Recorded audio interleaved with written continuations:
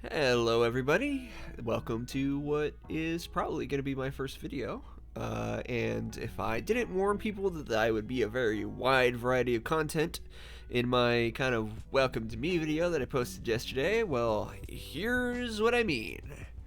For those of you that don't know, which probably is a lot because I'm pretty new, I am a major D&D and TTRPG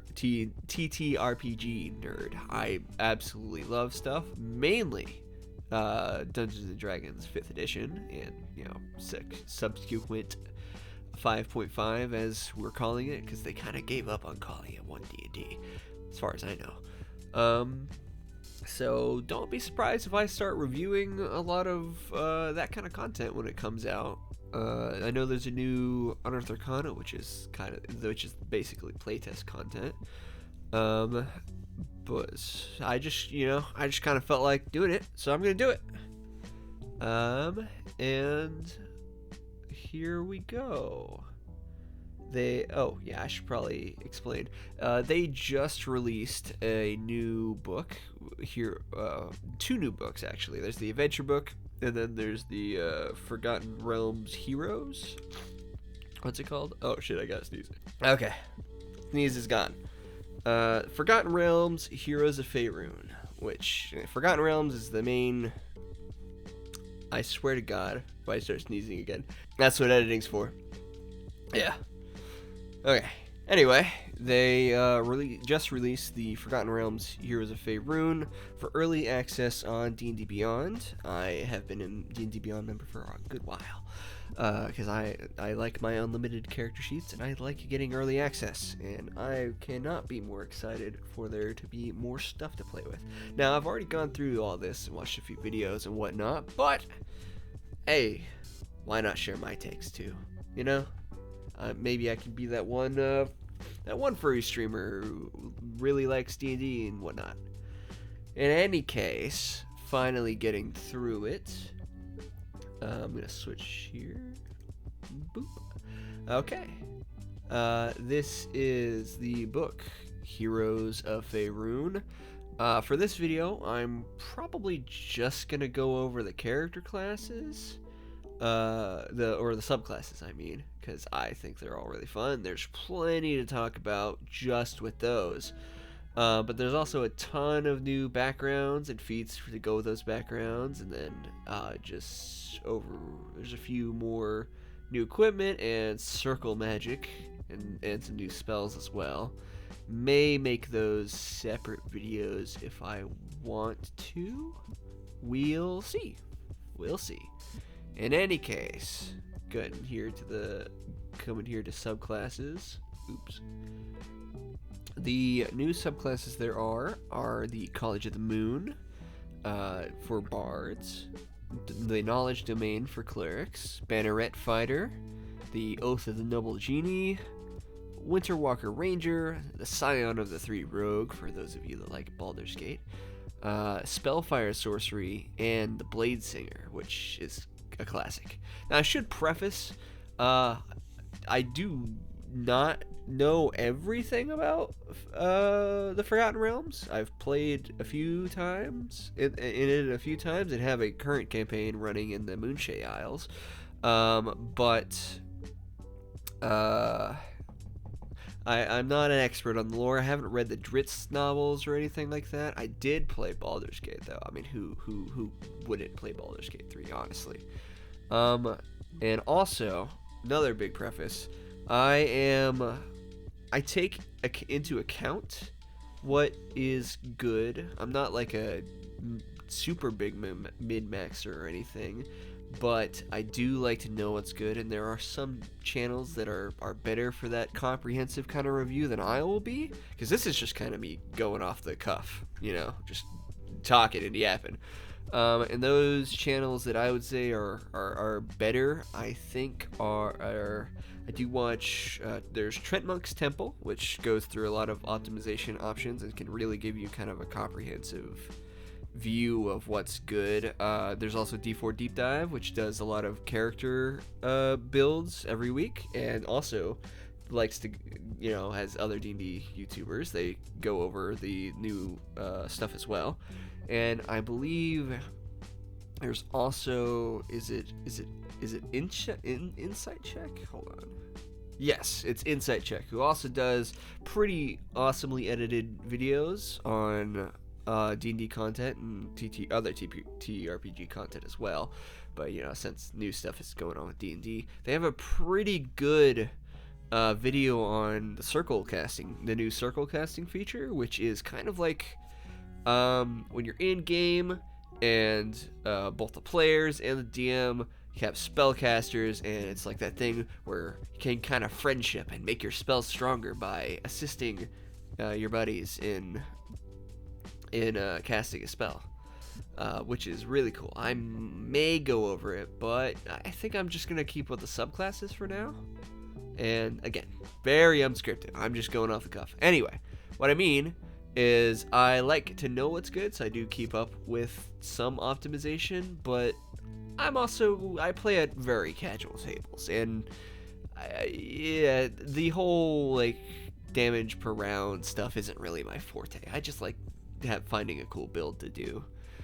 With that said, let's go over the College of the Moon Bard, which is, like I said, I've already read over these, and as you can see from this gorgeous art here, they are bards from the Moonshade Isles, which is kind of like a place where, as Trent Monk put it, like all Celtic folklore was true. Like, just that's like the vibe of the area. So there's a lot of fae, a lot of moon stuff. I am currently playing in a campaign in the Moonshade Isles, and that's great. And that's been a lot of fun knowing about that stuff.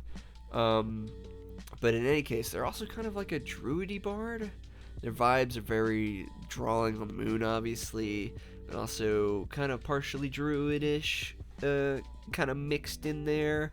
But also, as we'll get into one of the features, I think can make a very cool kind of stealth, tricksy type character.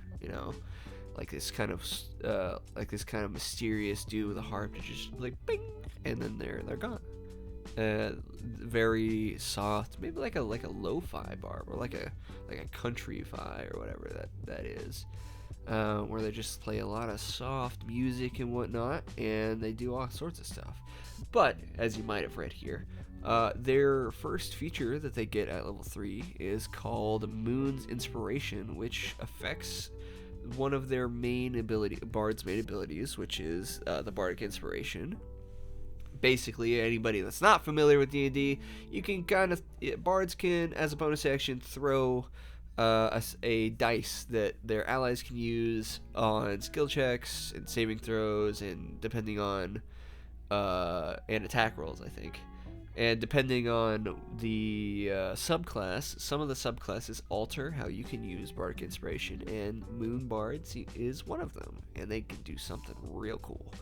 And that first thing, they can actually do two things. The first one is Inspired Eclipse, which is you take a bonus action. When you give a creature the Bardic Inspiration die, you can have the invisible condition and teleport up to 3 feet into an unoccupied. Oh god, can't you tell it's unscripted? Unoccupied space you can see as part of that bonus action, and then their invisibility lasts until the start of their next turn. This is what I mean by, like, it gives me a real tricksy kind of vibe, because I can imagine if I were to make a character using this subclass, this is the main feature I'm thinking of that's cool. I'm already inspiring and buffing my allies with my Bardic Inspiration dice, but then I also get to just poof, disappear, turn invisible, and there's all sorts of like combinations you can do with that. You could use that to give yourself advantage on an attack roll or a spell, or just like even just thematically, just a bard that's just like strumming this very soft low harp or something like the art, and they just like pop pop pop in combat. They're just everywhere. They're invisible. Now they're visible, but they're over here now, and then they're visible again, and they're just constantly buffing their allies while they're doing it. On top of bards being like full spellcasters and having like access to so many different things. This is probably my favorite ability. Honestly, I think of any bard subclass that they've put out. I mean, I do like the dance bard a lot, and I do like College of Valor and stuff. And I think there might be some bards from the previous 2014 rolls that I liked a lot. But at least initially, I just love Inspired Eclipse. It's just so, it gives you so many ideas on how to play this kind of a more like almost trickery type bard, even though it's kind of like a druidic-y thing, and we'll get into that in a bit. I just imagining myself as this kind of bard character that's like very soft and kind of folky, but is just kind of a trickster, you know, and they're just popping around and doing stuff like that. But moving on. The next ability to get is Lunar Vitality, which is whenever you heal an ally, you can expend a Bardic Inspiration dice to increase the amount of healing you do, and you also increase their speed by 10 feet until the end of the turn. This is, from what I understand, it's okay.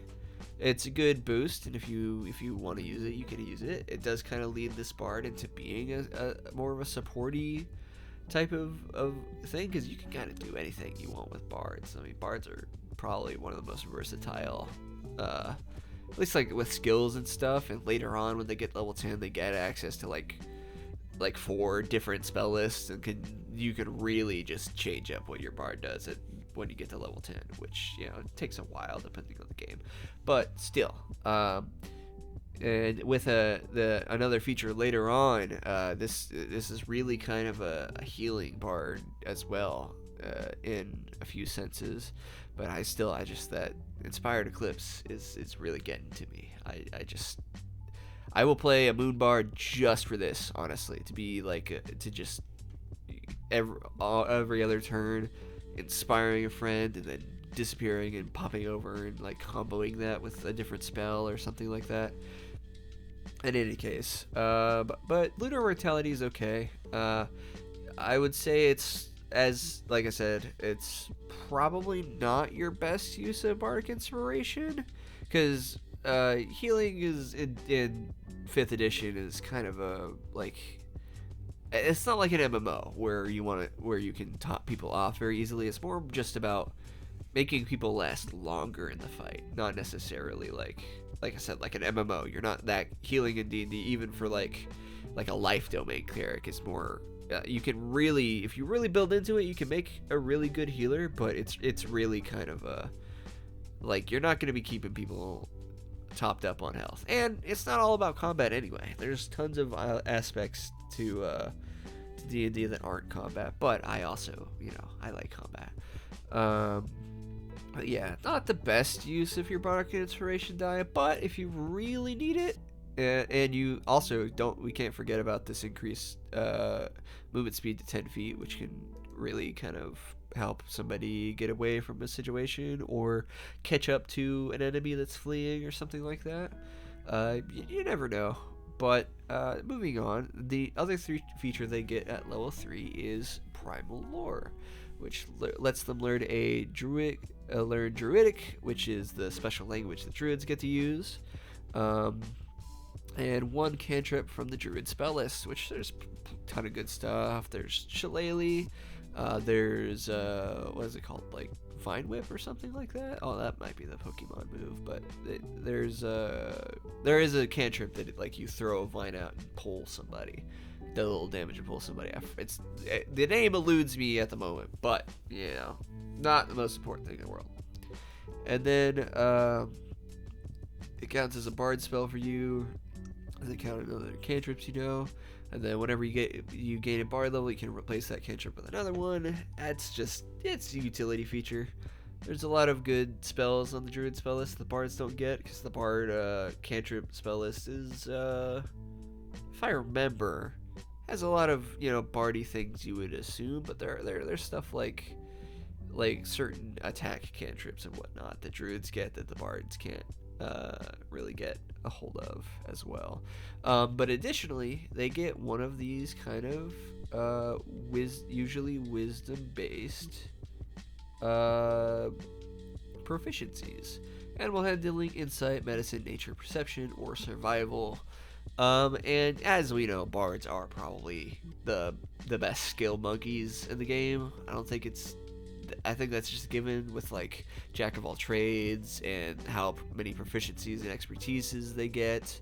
It's just it's kind of a given, and this always helps. It never is bad to have an extra skill proficiency, and I'm down for it. Like I said, what's coming to mind to me for the bard, the moon bard, is really just kind of this like folk trickster type character, mostly built on support and keeping themselves out of the fight. But like, I don't know, it's just that's what's coming to mind. Like I said, video's unscripted as shit, so I'm just gonna be yapping this whole time. In any case,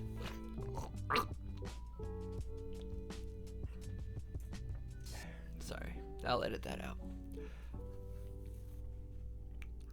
In any case, the next thing that they get at level 6 is Blessing of Moonlight, which is you always have the Moonbeam spell prepared, and there's Moonbeam if you want to read it. Oh, I might be in the way.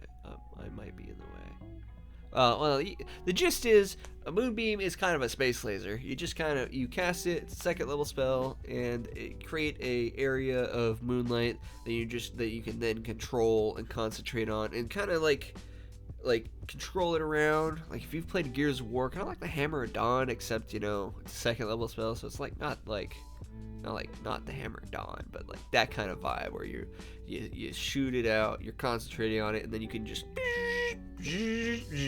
beam the moonbeam around and damage people at one. Though be careful with your allies. And then when you cast for the Blessing of Moonlight, when you cast Moonbeam, you can modify the spell that lets you glow faintly while the spell's active. It's dim light out to 5 feet. And then whenever a creature fails a saving throw against the effects of this Moonbeam, another creature your choice within 60 feet of yourself gains 2d4 hit points. And then you can only modify Moonbeam once per long rest this way. But this is it is really cool to kind of have this siphoning moon laser out and about, where you roll it through, and then every time it rolls through an enemy or an enemy gets in it or whatnot, they have to make that saving throw to avoid the damage. And if they fail, and again, every single time they fail, you get to throw 2d4 hit points onto an ally or on an ally or yourself. I think it works on yourself too. Whenever another creature of your choice, you would count as another creature, I believe. So yeah. And honestly, when I first read this feature, it is really cool. I mean, there are plenty of ways, especially if you combo with your allies, and your allies know that like if they push creatures into the Moonbeam, you can throw healing on them. But the first thing that came to mind too is the new circle casting stuff. So like I said before, the new circle casting feature allows you and somebody to initiate a spell that meets the requirements of circle casting. It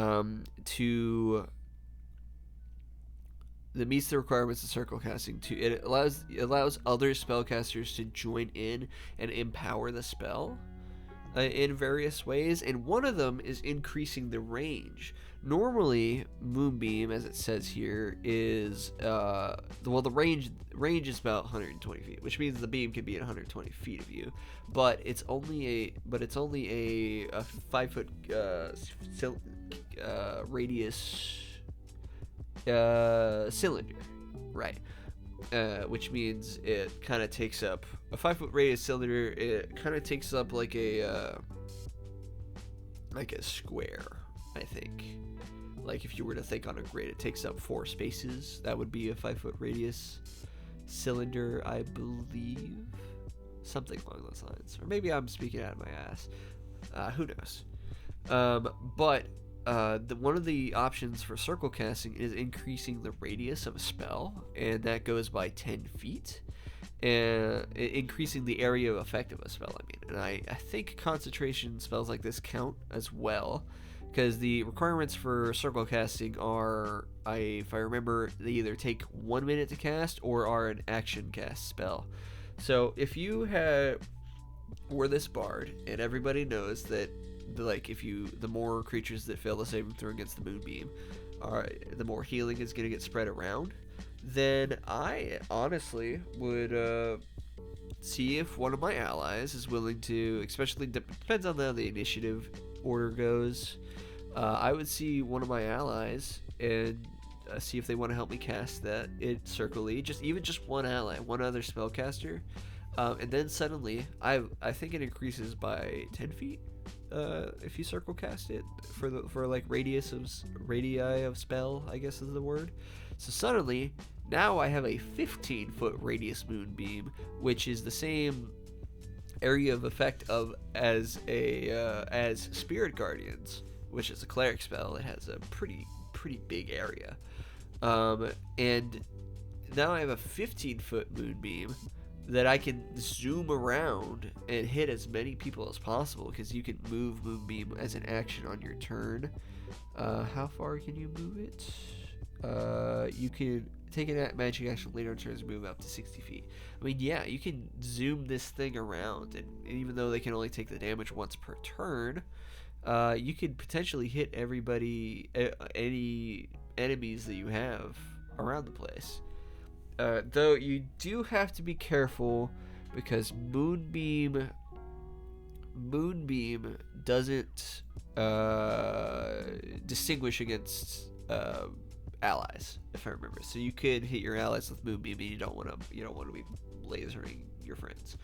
So that can be a little obstructive, maybe, but I still think it would be definitely, especially if you upcast a Moonbeam, which upcasting usually has increased effects, like you can see, like using a higher level spell slot, damage increases by 1d10.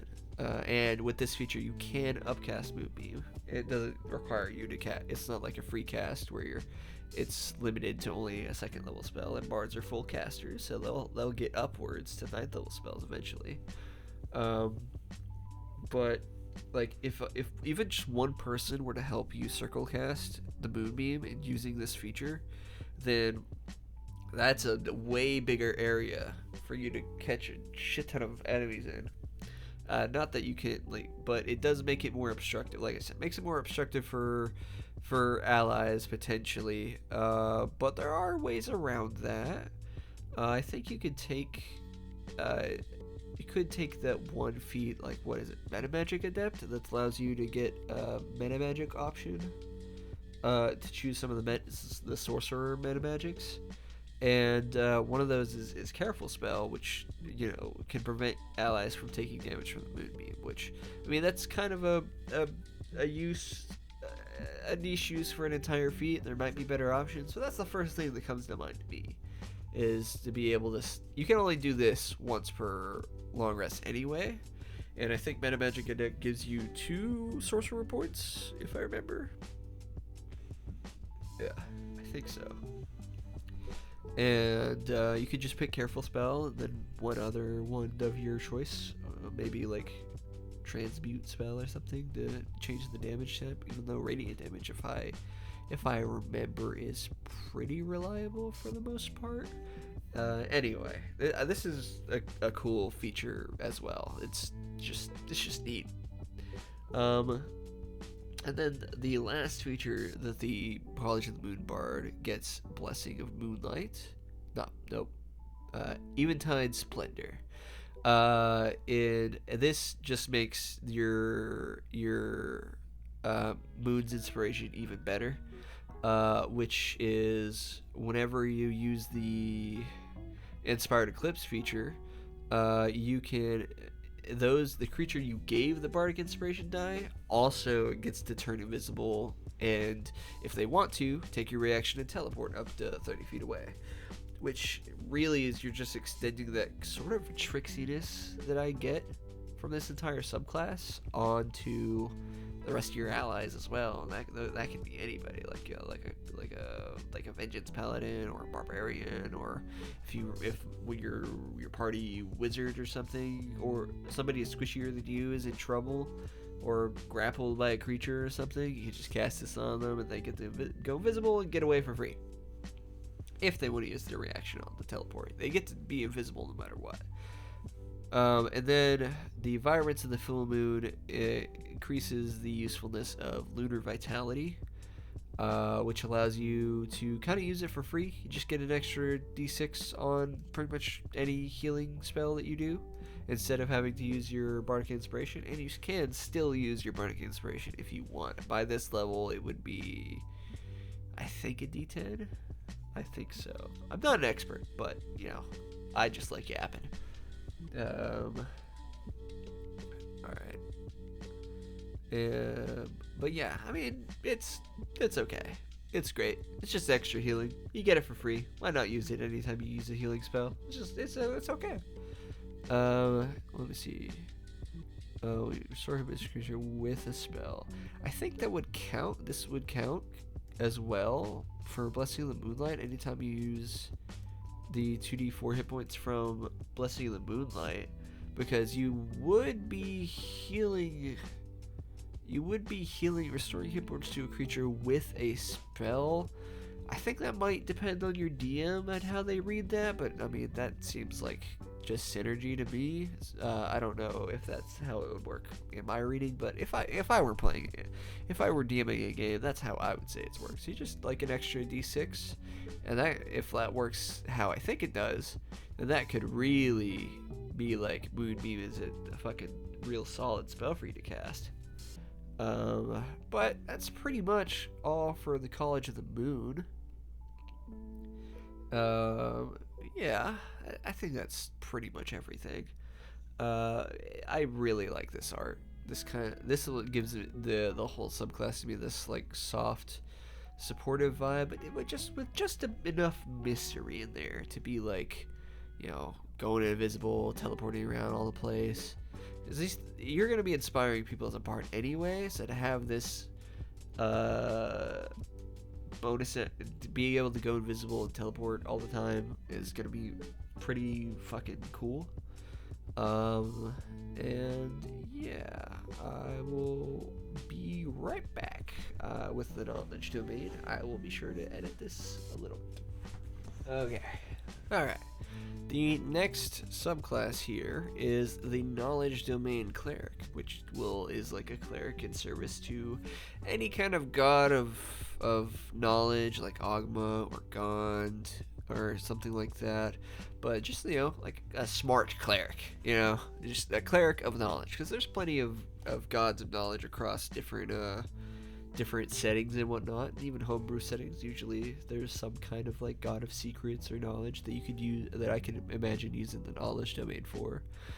And I do kind of like the art in this book for all the subclasses, and from now on, since they did the new player's handbook having like specific art for each of the subclasses, I really do love.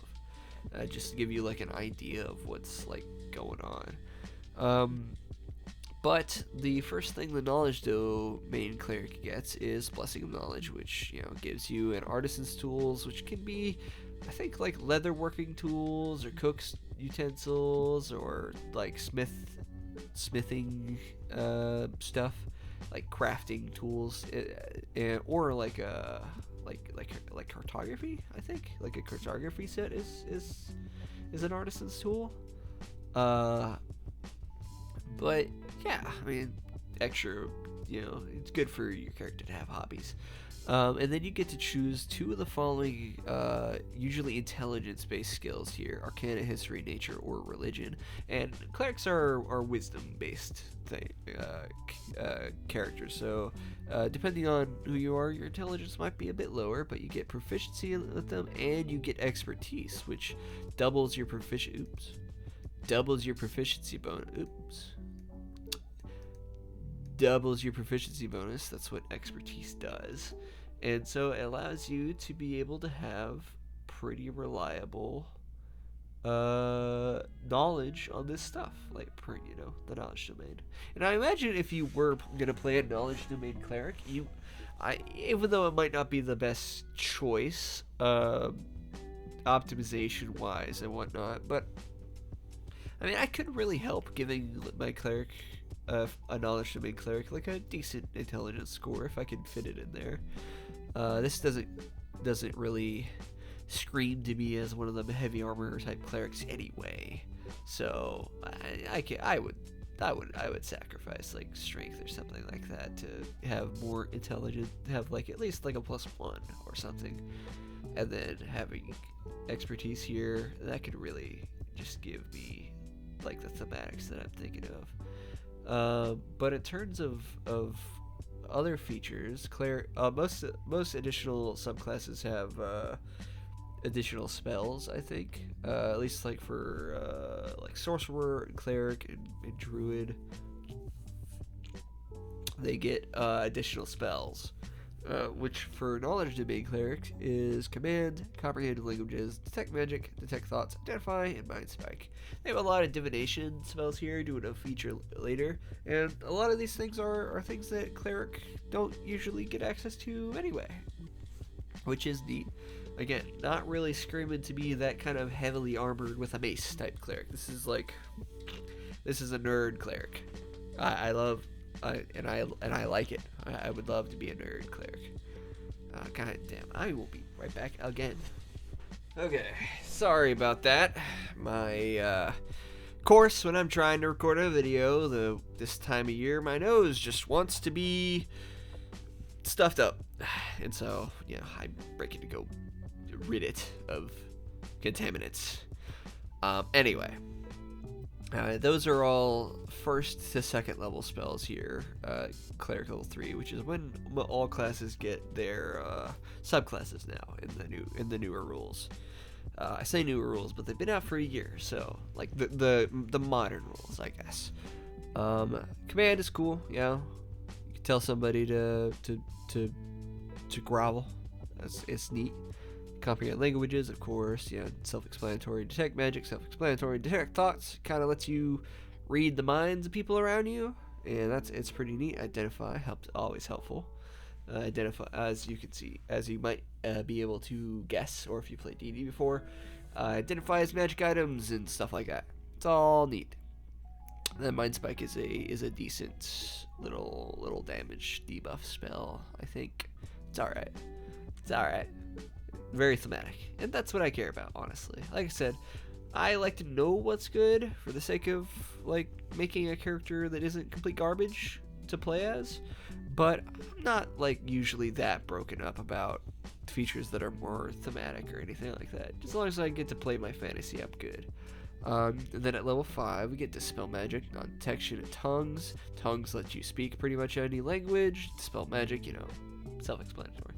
Then non-detection makes you for 8 hours, or you or whoever you touch, if I remember.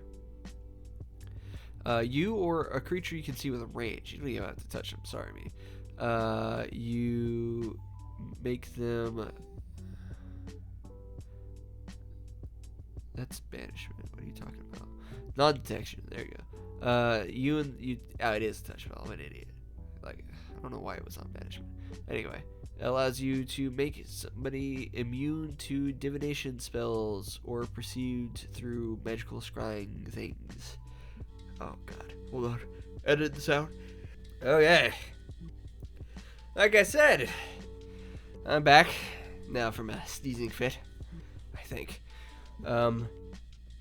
Non-detection allows you to be immune to divination spells and being seen through magical scrying, being non-detective.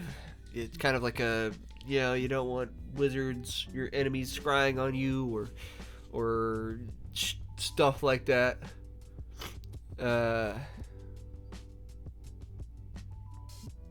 Oh, you know what? It can also be a place or an object no longer than 10 feet.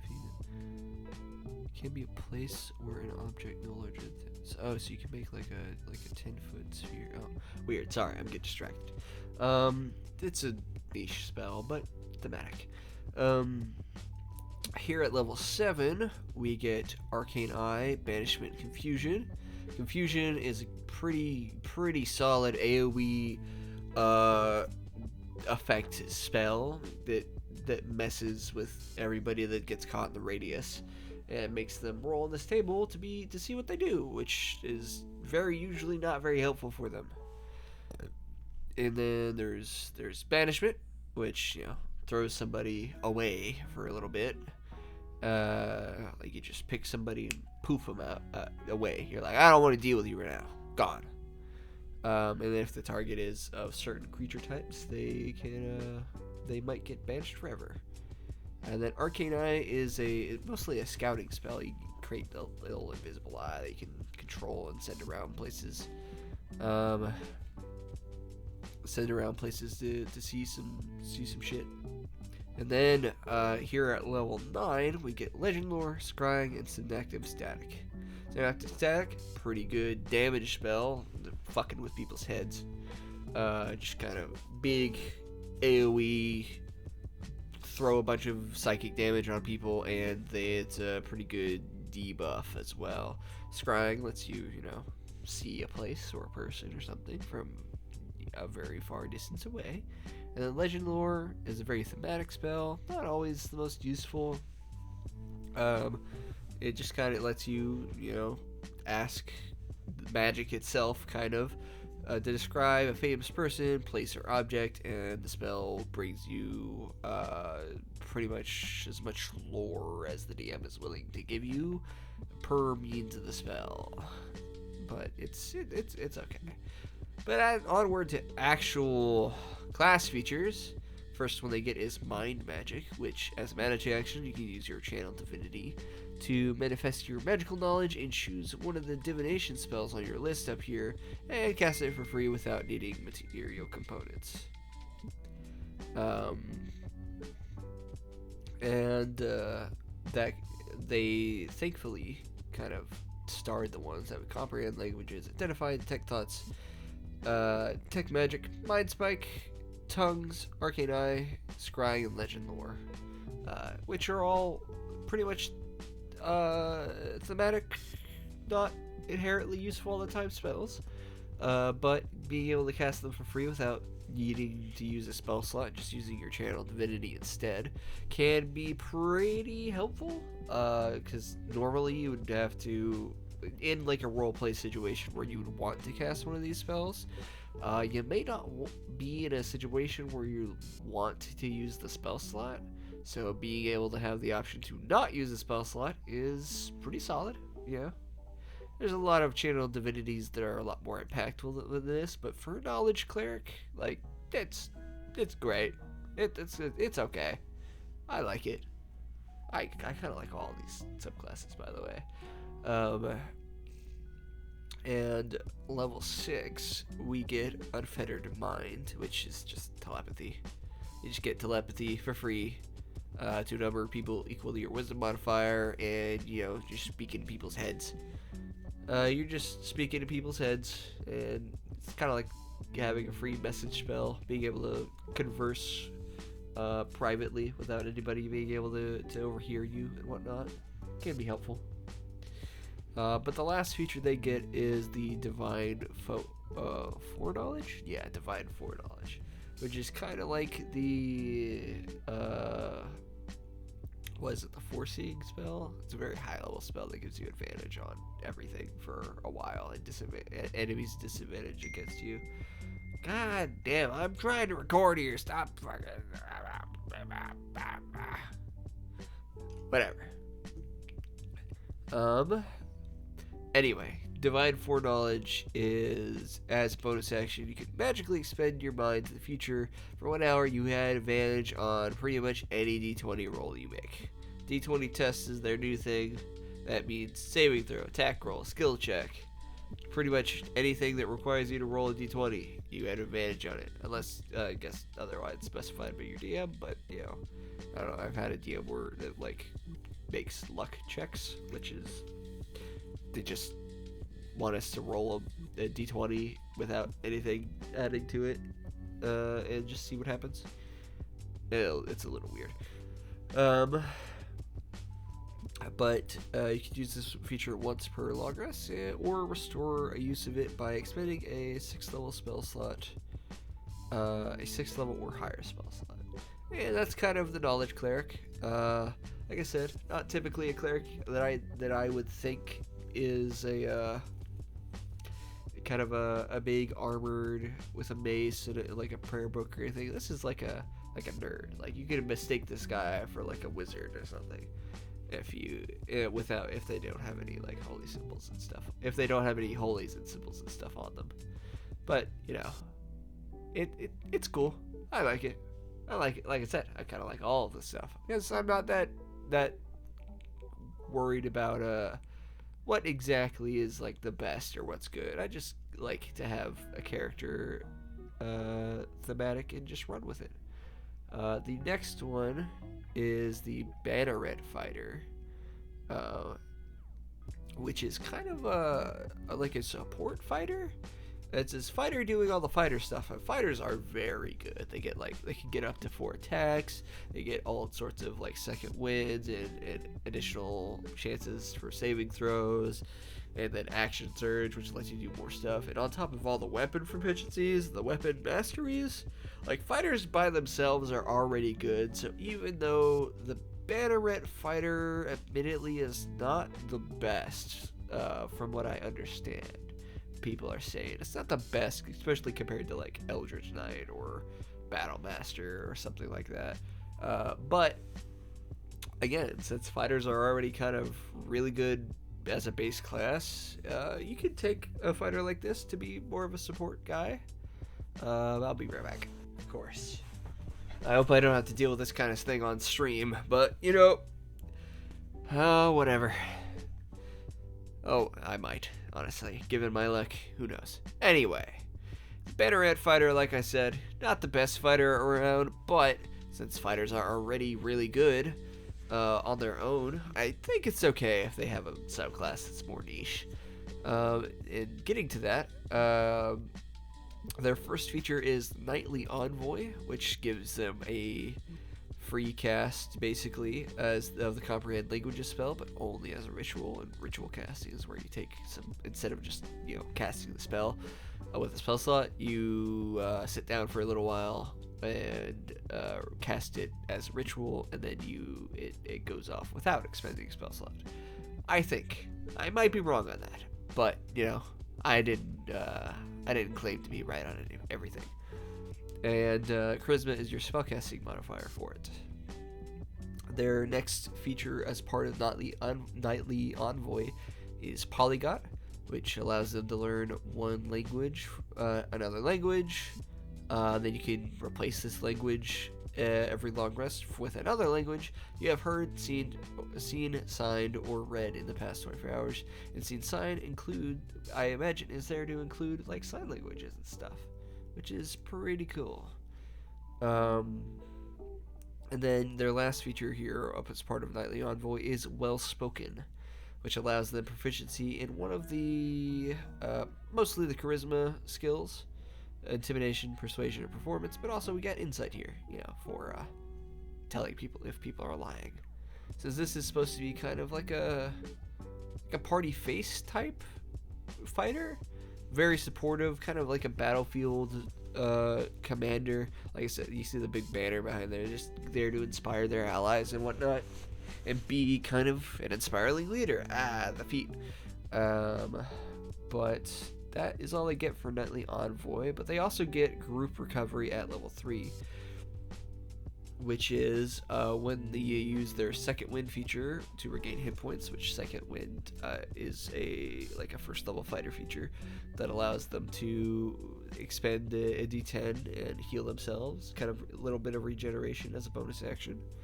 But whenever they do that, you can choose a number of allies within a 30-foot aura. Emanation is the term that they use, but it's basically an aura. It just means aura.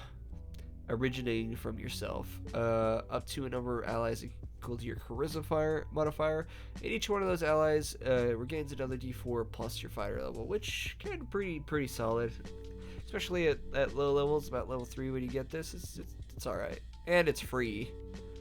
Um, Actually, no, it's not free. I'm lying to you.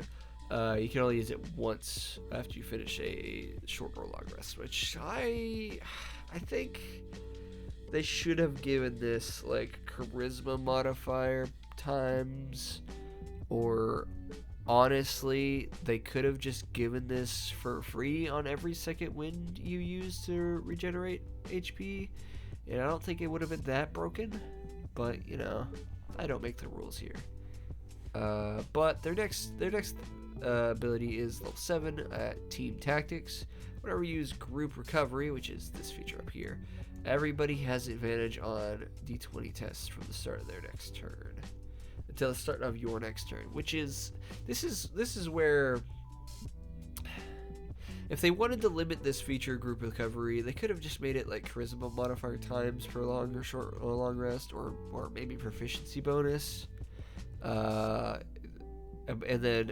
then have giving everybody an advantage over and over again. Would it be too bad?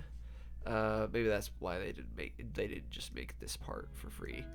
Or they could have just like maybe combined these features together and have this part be what you get for free, just spreading healing around because you're inspiring people, and then having this, the advantage of thing, that be the charisma modifier times. But it's an okay. It's okay. It's pretty alright. It's probably one of their better features here. But the next one here at level 10 is Rallying Surge, which is when you're using Action Surge, which fighters basically get to take another action with Action Surge. They did limit it in the newer rules to not include the magic action, because there was some multi-class shenanigans you could get with that. Whenever you use your Action Surge, again, just like Charisma modifier, number of allies, they can immediately take a reaction to use either an attack with a weapon or unarmed strike, or they can move up to have its speed without provoking opportunity attacks, which can help an ally get out of a bad spot, or just give an ally an excuse to do some extra damage. Especially rogues. This would be a great subclass to play if you have another rogue in the party, because being able to like give them another weapon attack on their turn, on a different turn than theirs as a reaction, is a good way to give more uses of sneak attack, because sneak attack can only be used once per turn. But since this is on a different turn, your other rogue could use another sneak attack, which is pretty good.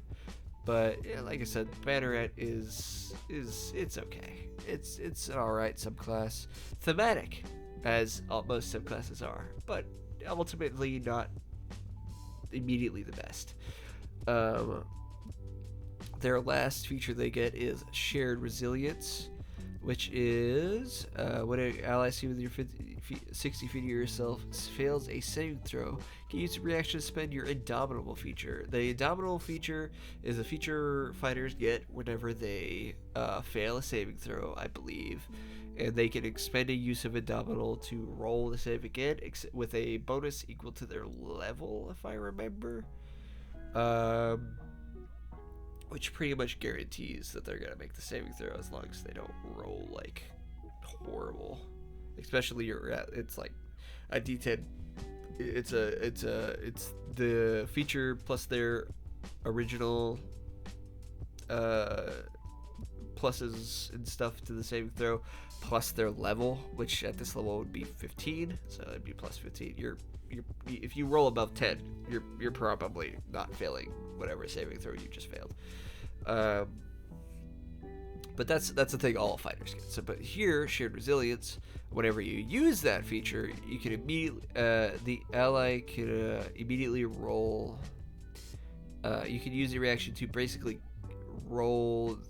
give them the use of Indomitable, which is rolling the saving throw again, and then adding your fighter level, which is a really, really good feature to give, or at least it might not be like the greatest. I don't want to say it's like really good because again, I'm not like an expert on optimization stuff, but I like the ability. I like the option to be able to spread my this whole fighter here is about kind of spreading the fighter's resources to allies and whatnot. Though again, it might not be the best fighter in the world. I mean, fighters are good on their own. There's tons of feats and stuff you can do for like weapons and using like two-handed weapons and stuff to keep your damage up and whatnot.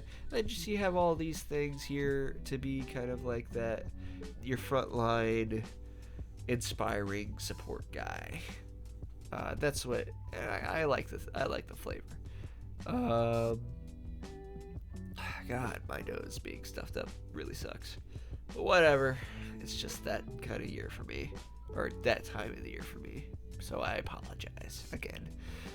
Your last feature here is Inspiring Commander, which allows them they get two features: Bolstered Rally and Unshakable Bravery. Bolstered Rally. God, English. Do you even speak it, motherfucker? The area of effect for both group recovery and rallying surge is now 60 feet, so it increases your area for your two main things that you'll be using all the time: Second Wind and Action Surge.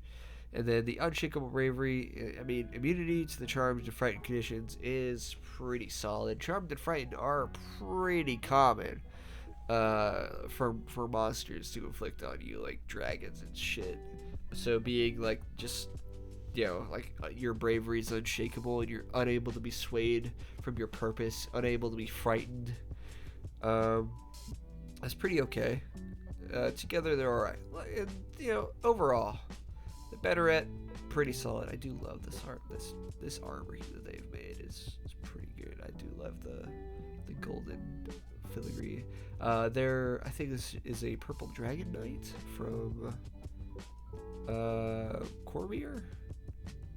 Yeah, like I said, most certainly not an expert on the lore of the Forgotten Realms, but whatever. And I will be right back to cover the Oath of the Noble Genies. I gotta go blow my nose again. Okay, back again. I still have like a good few freaking subclasses to go over. The Oath of the Noble Genie, though, God, this subclass fucking slaps. Honestly, it's really good from what I understand. And I also do like the flavor. I mean, this art, I think, doesn't exactly like show much geniness, though maybe some of the armor and stuff is reminiscent of a certain location in the Forgotten Realms that I don't know. But the subclass features, Lord. The first one they get is Elemental Smite. Smite. Immediately after you cast the Divine Smite, which is one of the special spells Paladins get, to let them do a bunch of extra damage, you can expend to use your Channel Divinity to invoke one of the following effects: Dal's Crush, Dajin's Escape, Ifriti's Fury, and then Myriad's Surge. Dal's Crush is Earth rises up and the target, Earth rises up around the target and they get the grappled condition. Then while grappled, they have the restrained condition, which is really rough. Really rough. No saving throw. To avoid this, it's just if you hit, you can only use Divine Smite if you hit a creature anyway. If you hit a creature anyway, use a bonus action to make them take extra radiant damage. Then also use your Channel Divinity to just inflict grappled and restrained all at once, and no saving throw against it, and no size limit either, by the way. So you can do this against like an H dragon, and since there's no saving throw, they can't really fucking like use the legendary resistance against it either. No save is being had. I think legendary resistance only affects Like if they fail a saving throw, then you can just say no for like a couple times. But you can just inflict grappled and restrained for free, doing what you were doing as a paladin anyway. He uses your channel of divinity, but that's still really good. That's probably the best one here, honestly. But Dungeon's Escape is also pretty alright, because it's just a 30-foot teleport. You become semi-incorporeal and have resistance to bludgeoning, piercing, and slashing, and have immunity to grappled, prone, and restrained. It's a very defensive. That's a more defensive feature, but still very good. Like for an entire round, having resistance to some of the most common damage types, being immune to grapple, prone, and restrain are pretty. It's pretty solid. Ifriti's Fury is kind of like the spell Green Flame Blade. The cantrip. I mean, spells are cantrips, but the cantrip Green Flame Blade, where they take an extra 2d4 fire damage, and then that 2d4 fire damage jumps to a second creature. This is, I mean, you're already divine smiting, so you've already hit with an attack. You're already doing the weapon damage. You're already doing the divine smite damage. So an extra maybe it's wise that they didn't make this like another 2d8 or something like that, or 2d6, and then it jumps to another person. The crits on that could be really the crits on that would be really nasty. But I don't know. D4, it could be better. I would have preferred like D6 or something, but you know, it's already pretty stacked with these two, and this is just one of the 4 options. I doubt you might find this one very useful compared to the others, to be honest. But yeah, options are options.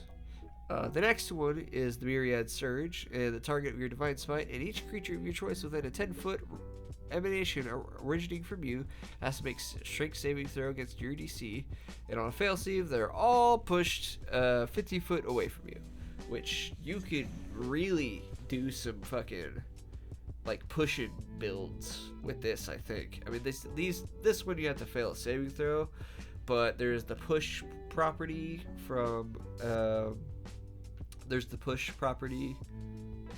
mastery property. That's what I mean. The weapon mastery property. There's the push weapon mastery property.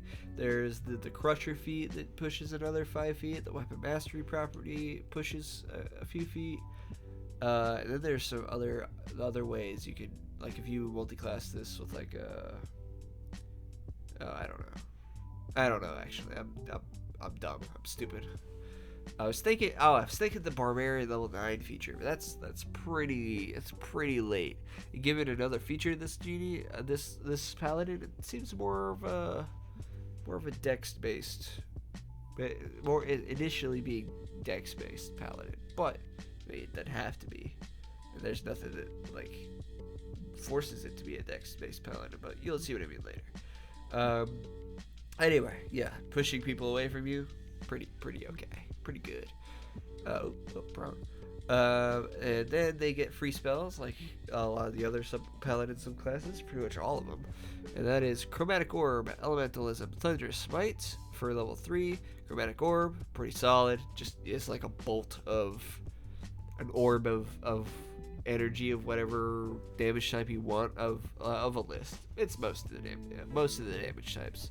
Elementalism is a fun little cantrip for elements and stuff. And then Thunderous Smite is you could also combine this with the Myriad Surge pretty well and push them fucking an insane distance if they were to fail 2 strength saving throws. That would go, that's what, 25 feet? Yeah, 15, and then another 10, yeeting somebody 25 feet away from you, plus whatever weapon you're using that might have the push property, which would be a 30 feet. Maybe if you also multi-class as fighter, the battle master, you could get the one maneuver that pushes people, pushing attack, and add that to this too, and you can really like just fucking knock somebody that insane distance away from you, which I find entertaining as all hell. In any case, at level 5, at Paladin level 5, you get Mirror Image and Phantasmal Force. Mirror Image is a solid defensive spell. Basically, you get to make mirror images of yourself, and if they don't roll the right dice, then they hit a mirror of yourself instead of actually hitting you. Phantasmal Force is okay spell. It's alright. It's an illusion. You get to make somebody that whatever they're afraid of in an area around them, and they can take. What is it? Is this the one that does damage? Yeah, they can take damage if the illusion of phantasm represents a dangerous creature or hazard. It's okay. I probably wouldn't use it on a paladin. Paladins are half casters, so they have less spell slots than a full caster. So I compared to mirror image, I'd probably be casting mirror image more often than not, honestly. But yeah, level 9, then we get fly, gaseous form, fly. Great. It does what it says it does. Makes you fly. Gaseous form is also kind of self-explanatory, but you turn into mist or gas of some kind, and you can float through whatever spaces you would assume you can. But you can't talk, manipulate objects. You can't. I don't think you can't attack or cast any spells. It's mainly a defensive spell.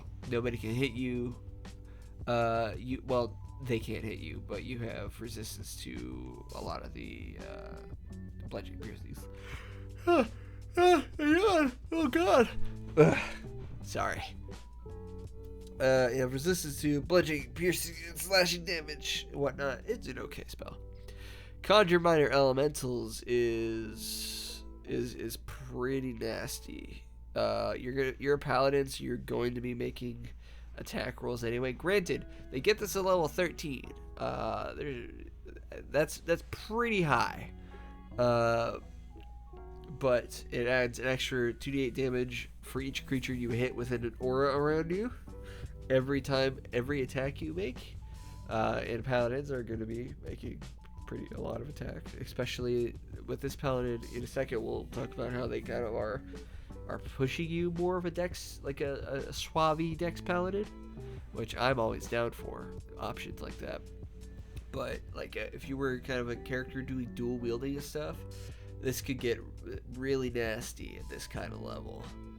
And then you talk about the smites and stuff on top of that. Yeesh. And then they get Summon Elemental, which I always like having a summon spell. Being able to throw another body on the field is always nice, I think. At least having the option. And Summon Elemental isn't terrible. Then level 17, which is a really high level, they get Banishing Might and Contact Ever Played. Contact Ever Played is pretty much a real niche spell. But assuming this is like an Oath of a Noble Genie type paladin, maybe you are in service, you've taken in some kind of oath to a genie, and this could help you talk to that genie if they're on like what is it, the Plane of Fire or something, where the City of Brass is, where they'll be Ifriti are. And then genies are elementals, so they like to be in the other planes, the elemental planes. Yeah, it's a niche spell. Banishing Smite, though, is a pretty hard-hitting smite spell, and it is like the spell Banishment and Smite put it together as one, as a 5th level spell, where you hit somebody and they get poofed over somewhere else if they fail a saving throw. And then, but unlike Banishment, it doesn't permanently remove them, it can't potentially permanently remove an extraplanar entity back to their original plane of existence. But that's all the spells the paladins get, or the GD paladins get. And this is where I've been talking about the dex-based paladin. They basically get unarmored defense as this Genies Splendor feature at level 3 as well, which gives you a base armor class equal to 10 plus your dex and charisma modifiers. So so like I said, basically pretty much unarmored defense, and you can still use a shield, which is really kind of pushing this paladin to be kind of like a you know, they're a charisma class, so like a suave swashbuckler or something like that, something along those lines. And then they also get proficiency in acrobatics, intimidation, performance, or persuasion. Gain 1 proficiency out of those, and which is of course the charisma skills, intimidation, performance, and persuasion, and acrobatics. Because again, I don't know. I feel like I'm getting pirate vibes. I don't know. I feel like I'd make it like a pirate paladin with this subclass, with like scimitars, just like 2 scimitars, and they're just kind of bearing it out to the world. They got that deep V-neck kind of shirt going on, letting it all hang out. They're just like this charismatic warrior of the seas and stuff like that. I don't know. That's like the vibe I'm getting immediately. But in any case, well, I mean, there's other elements here other than sea, but I don't know. That's the initial idea that's coming to me.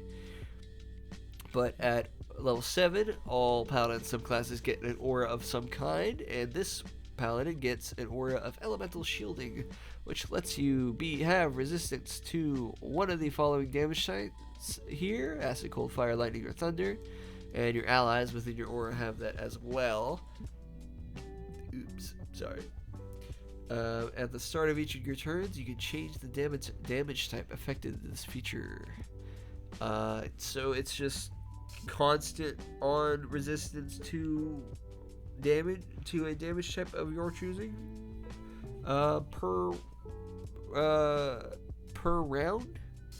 And at the start of each of your turns, if you're out of combat, you kind of really don't have turns, but basically every round of combat would be 6 seconds. So my brain goes to basically every 6 seconds you could change the damage type you're resistant to here if you're out of combat, like having to go through like a dungeon or something, or there's other hazards and whatnot, or you're like in a cold area or a desert. You're in a desert or a tundra, you can just swap your damage resistance to cold or fire, which I think helps you deal with extreme conditions like that, which is pretty solid.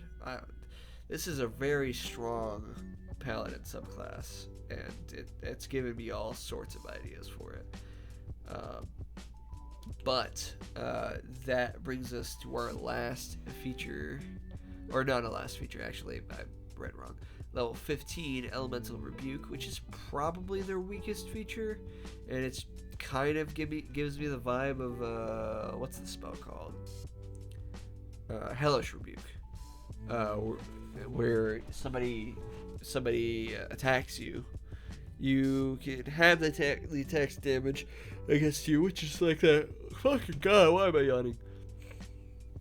Which is like the uncanny dodge feature that rogues get, or they can just have a reaction just half the damage they receive from an attack. Except you get to also retaliate against them as well of a choice you choose. You 2d10 plus your charisma modifier, which isn't a lot of damage at this level. And then you can use this charisma modifier times per long rest, which is solid. Then their last feature. Now I'm not speaking out of my ass. Is the level 20 Noble Scion, which as a bonus action, all paladins at levels 20s get some form of bonus action, like holy mode, like phase 2 kind of stuff, where they just get a big buff for a bit. And for the Genie Paladin, you, as a bonus action for up to 10 minutes, only one use per long rest, you have a fly speed of 60 feet and can hover, and have minor. Everybody within your aura, if they fail a once You or your ally, yeah, once per round. Whenever you have once per round when you have your reaction available, since it uses your reaction, you just get to, if they fail a d20 test, you just get to say, sorry, actually, no, they didn't. And that applies to any d20 test, which means an attack roll, a saving throw, a skill check. Like, you're giving your entire party basically one use of legendary resistance that you have control over.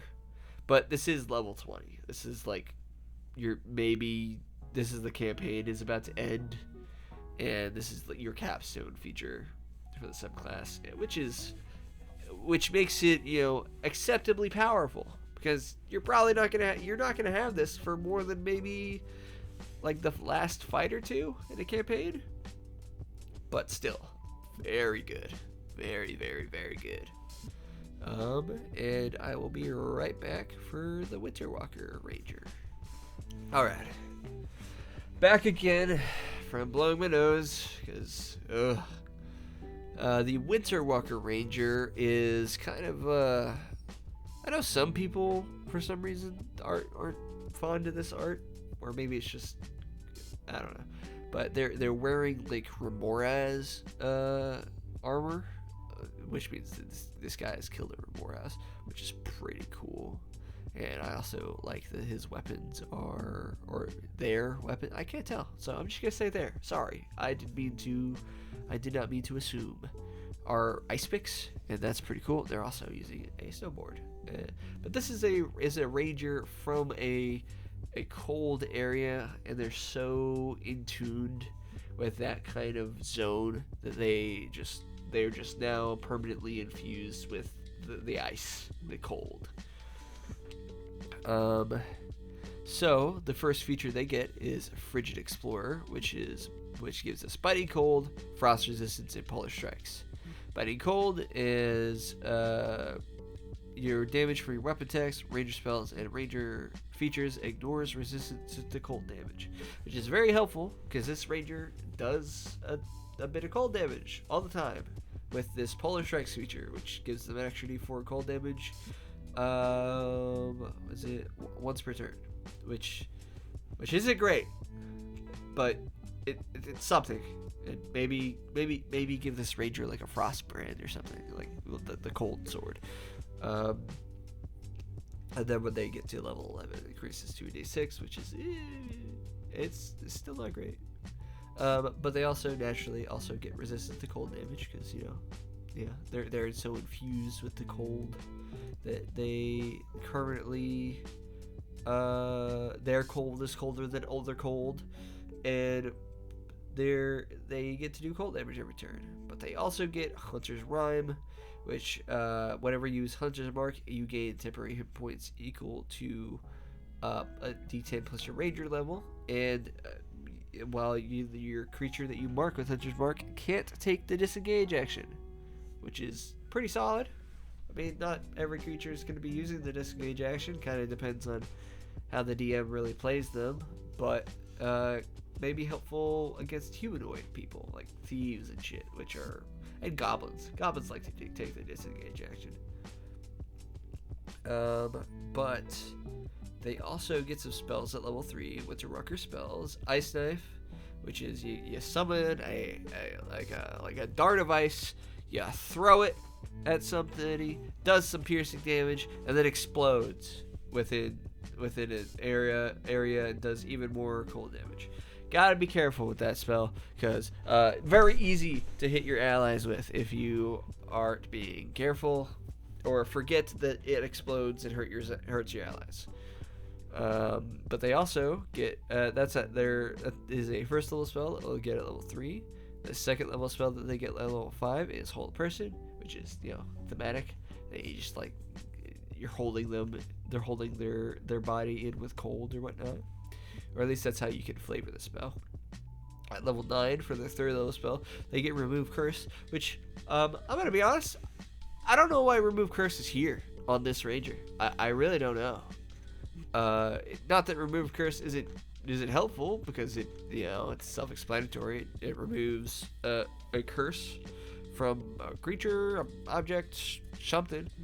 Um, and that's great and all, but I don't know what any of that has to do with being like a cold guy. There's I'm surely there's other third level spells they could have chosen to give them other than to remove curse. But whatever. I mean, it's okay. If you really need that, you're gonna have that curse removed whenever you get cursed, which I don't know how often you're getting cursed, but you'll have it. You'll be able to get rid of it. Anyway, level 13, their 4th level spell is going to be Ice Storm, which, big AoE, ice shit everywhere. Oops. Thematic and stuff. And do remember that all this shit, everything you do basically that does cold damage ignores resistance, which is pretty alright. And that leads into Cone of Cold as well, which is their 7th, which is they'll get at level 17. It's a 5th level spell, which again, Rangers are half casters like Paladins as well. Forgot to mention that earlier for anybody that's not familiar with D&D, but it's just blah, blah, blah, blah. I'm talking. Yeesh. I just had a brain fart for a moment. Cone of Cold is the big cone in front of you where you just blast cold damage. So having a giant AoE on a Ranger, pretty helpful, as they don't get a ton of those, I think.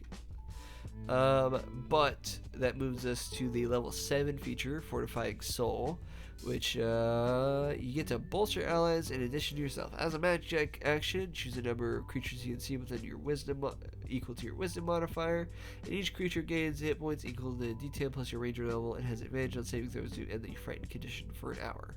This is a pretty solid out of combat buff. I mean, you can do it in combat as well, but usually as a ranger, there's probably better things to use your action for, like attacking or casting a spell. So I would probably do this like before we go into a fight, if we know a fight's about to happen. Just give everybody a bunch of, that's not temporary hit points, it's hit points. Either way, it's still giving everybody advantage against frightened for an hour isn't bad. I do kind of don't know what this has to do with the cold either, the thematic of the spell, but the thematic of the subclass, but it's whatever. I like it. It's still good. Maybe you guys just got out of a fight, but you might be getting into another fight soon. So you just have just a moment to throw some extra hit points and give everybody advantage on frightened. Could be okay. But the next feature they get is Chilling Retribution, which is whenever you get hit with an attack roll, you can use your reaction to make a. Sorry. Anyway, the next feature they get is Chilling Retribution. Whenever a creature hits you with an attack roll, you can take a reaction to force the creature to make a Wisdom saving throw against your spell save DC. On the failed save, they get the stunned condition, and while they're stunned, their speed is reduced to 0 feet. So they can't go fucking anywhere, and they have the incapacitated condition. They automatically fail strength and dexterity saving throws, and attack rolls against them have advantage. And then you can use this wisdom modifier times per long rest, which isn't bad. Not bad at all. There's not, other than opportunity attacks, there's not really anything you gotta use your reaction on. So, and you might not get an opportunity attack every time. So it's not bad, especially if if you can boost your saving throw a bit by taking more points in wisdom, taking more, getting your wisdom modifier up. You mean your wisdom stat? Sorry. Yeah, it's okay. Ranger subclasses do have an issue where some of them aren't very great, especially in the old rules. I mean, people think Ranger itself isn't very great, but I like Rangers. I like being that kind of character. And again, like I said, I don't really care as much about optimization and whatnot.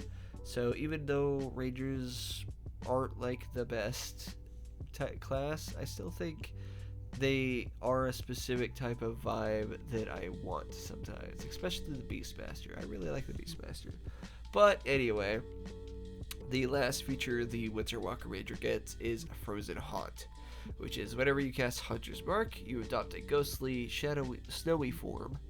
The form lasts until the spell ends, and while you're in this form, you get the following benefits, and you can't use it again until you finish a long rest or expend a 4th level spell slot.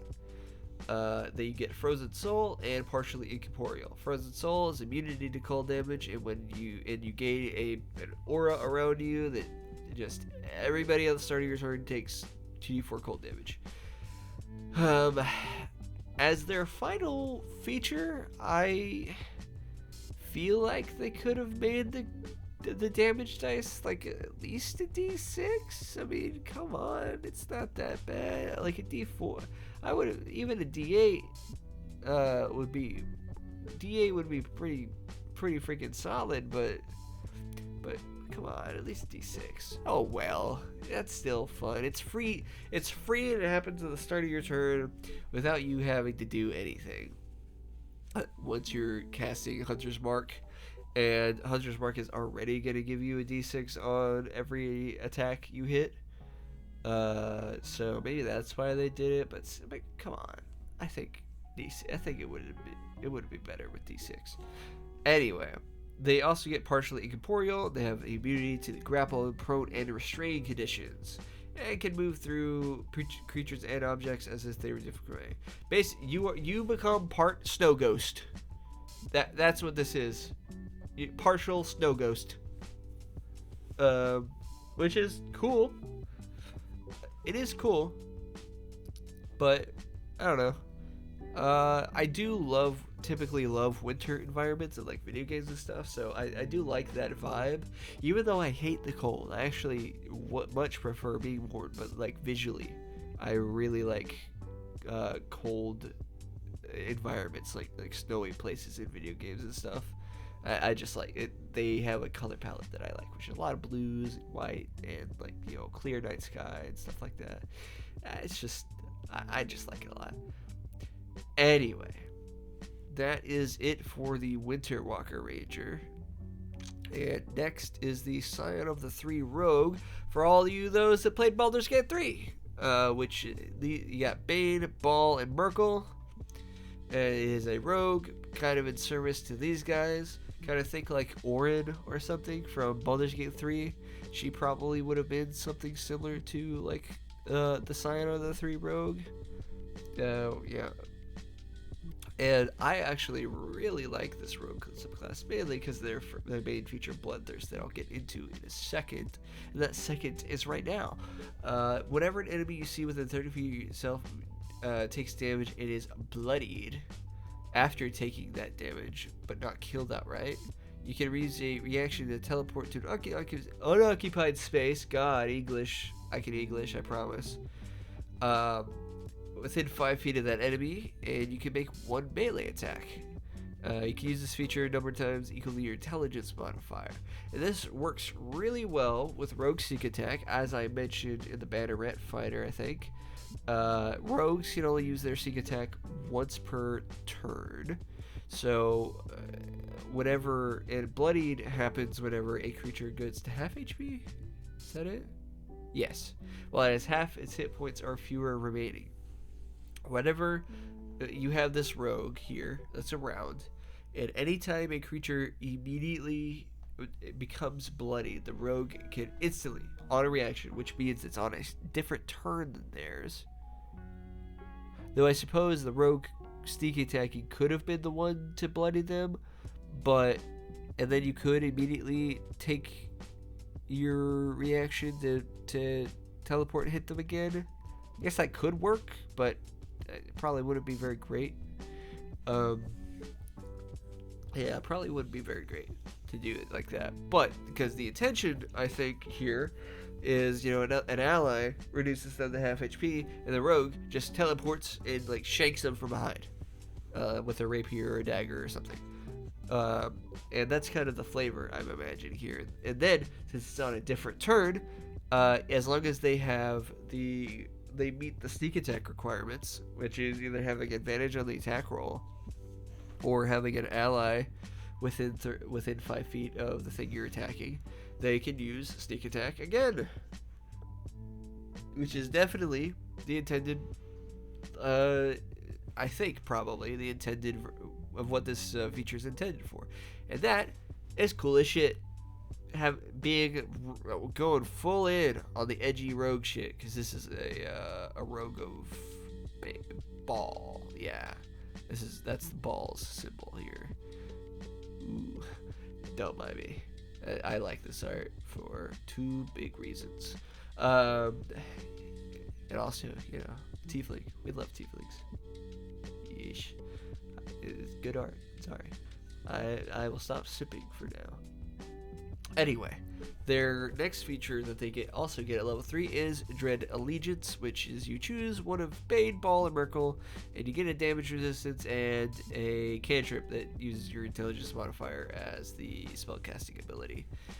Bane is Psychic, Ball is Poison, Merkle is Necrotic. Bane also gives you Minor Illusion, Ball gives you Blade Ward, and Merkle gives you Chill Touch. In my opinion here, I think they very intentionally made Ball just better than the other two. Not that having resistance to psychic damage or necrotic damage, or not that Minor Illusion isn't a pretty fucking good cantrip, and Chill Touch is an okay cantrip. It's a pretty solid attack cantrip, but you're a rogue, you're probably just going to be using weapon attacks. But poison damage is one of the most common damage types in the game. Like, there's tons of things that do poison damage to you. And so getting resistance to that, and also, Blade Ward is a pretty solid spell for a rogue to have. Because this isn't on a spellcasting subclass for a rogue, except for the cantrip they just get. So just having Blade Ward to concentrate on, which subtracts 1d4 from the attack roll, and it's a cantrip, it's free. You might as well. Since you don't have any other spells unless you take like some character options or multiclass and whatnot, you might as well just concentrate on Blade Ward all the time, and have that little tiny buff to your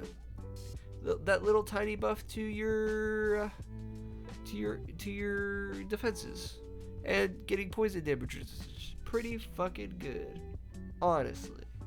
So I really like the Scion of the 3 rogue. It's not This isn't like the greatest feature in the world, but I will take poison resistance anytime. And then rogues in the new rules, if you don't know already, get some extra things that they can do with sneak attack, where they can exchange sneak attack dice for alternate effects, for adding effects to the cunning strike. That's what the feature's called. And each subclass has its own additional ones that they give, and for the Scion of the 3 rogue, it's Terrify, which costs you 1d6 of your sneak attack, which I don't remember what it would be at this level, but it's okay.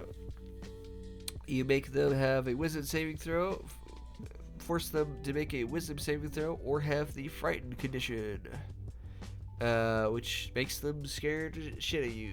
Pretty self-explanatory.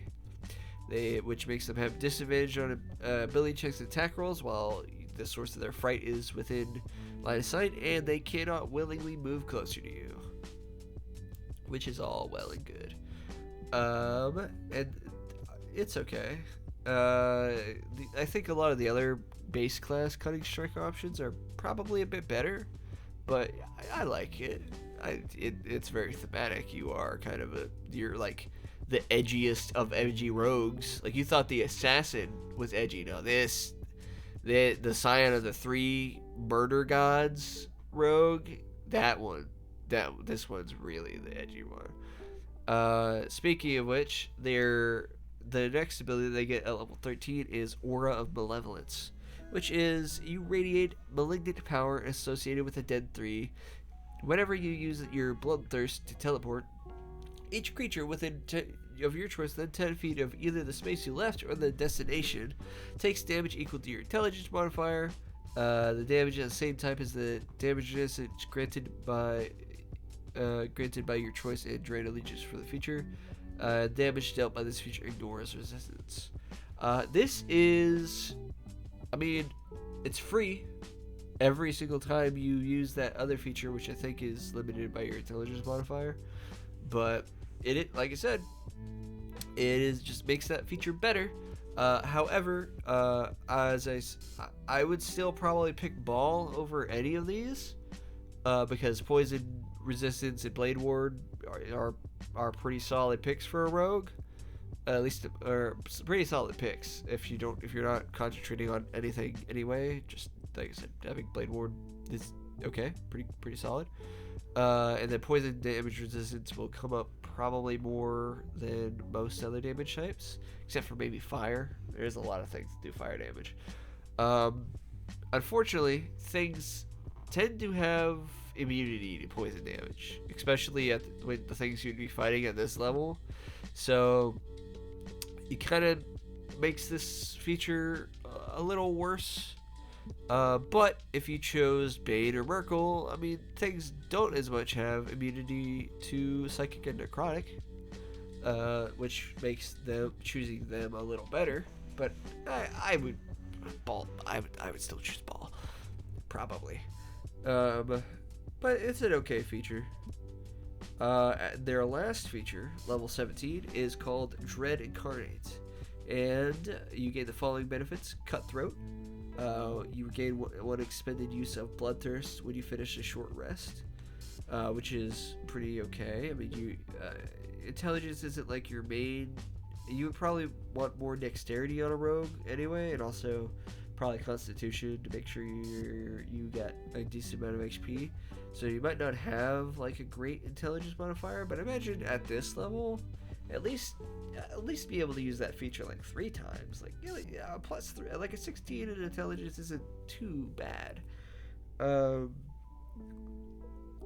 But you get a feature when you finish a short rest, which lets you use it more.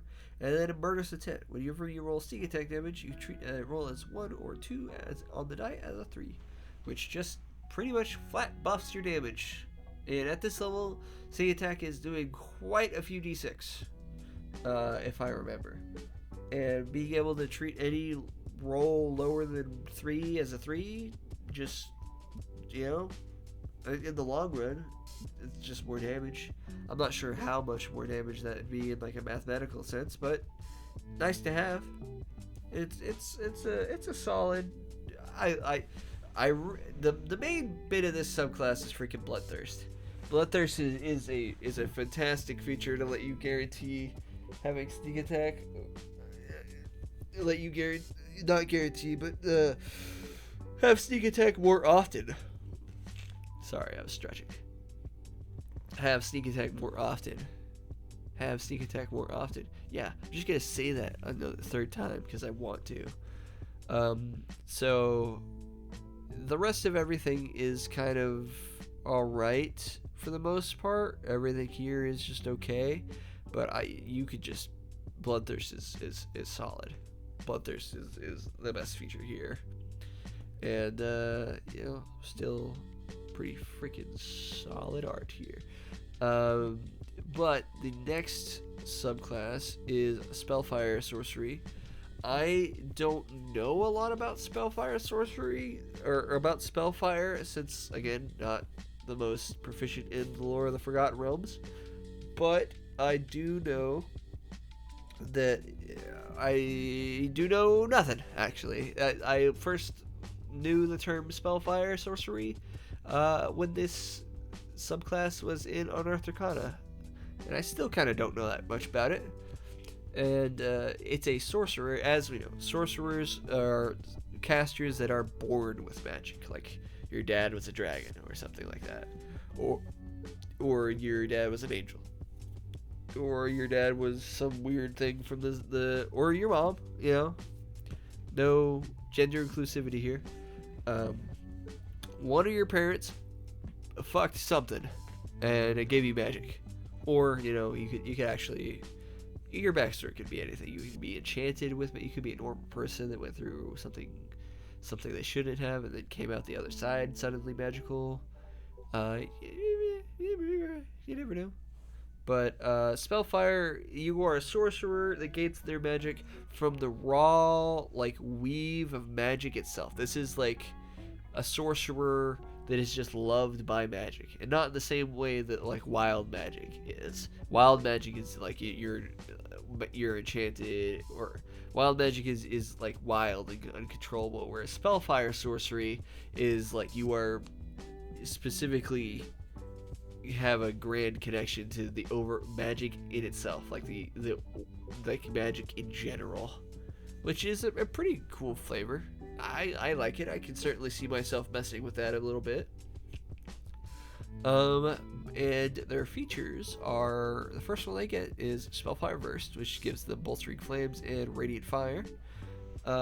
Whenever you spend at least one sorcery report as a magic action or a bonus action on your turn, you unleash one of the two. Bolstering Flames is you can give somebody d4 temporary hit points plus your charisma modifier. Which, I mean, you do gotta remember that this is gonna happen no matter what, because you're gonna, as a sorcerer, you're going to be using your sorcery points for something, either on a spell or a bonus action spell, and so these are just gonna go off. So even though 1d4 plus your charisma modifier temporary hit points isn't a lot, and there's a lot of different ways to get temporary hit points now in the game that are probably a lot better than this, it's just gonna happen. So you might as well. It just happens anytime you use a sorcery point as part of the magic action or a bonus action. So I mean, it's okay. Radiant Fire is similar. You just cause somebody to take 1d4 fire damage. No saving throw. It just happens. I mean, maximum that's like 4 damage, which at level 3 might not be too bad, but it's also not great. But again, like I said, it basically happens for free. So if you don't need to give anybody temporary hit points, then sure. Though I imagine I would probably just keep throwing temporary hit points on somebody if I played the subclass. But the Spellfire Sorcerer also gets additional spells, which are Cure Wounds, Guiding Bolt, Lesser Restoration, and Scorching Ray at level 3. Cure Wounds, healing spell. Always good for a sorcerer to have Cure Wounds, because they can do shit with meta magic to make Cure Wounds even better. Cure Wounds is already pretty good. I also love having Guiding Bolt on a sorcerer, because I think they changed Twin Spell, so it doesn't work like it used to, which is sad. But maybe I always loved playing a Divine Soul Sorcerer and twinning Guiding Bolt, because Guiding Bolt's a pretty solid first level spell. And I always loved hitting more than one person with it. But it's still a pretty solid first level spell, and you can still mess with it with meta magic. So I'm always down for it, honestly.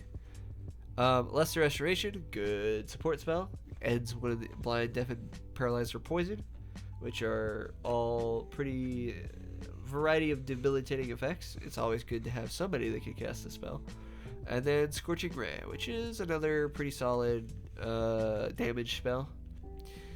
You get 3 firing rays, and you make an attack roll for each one,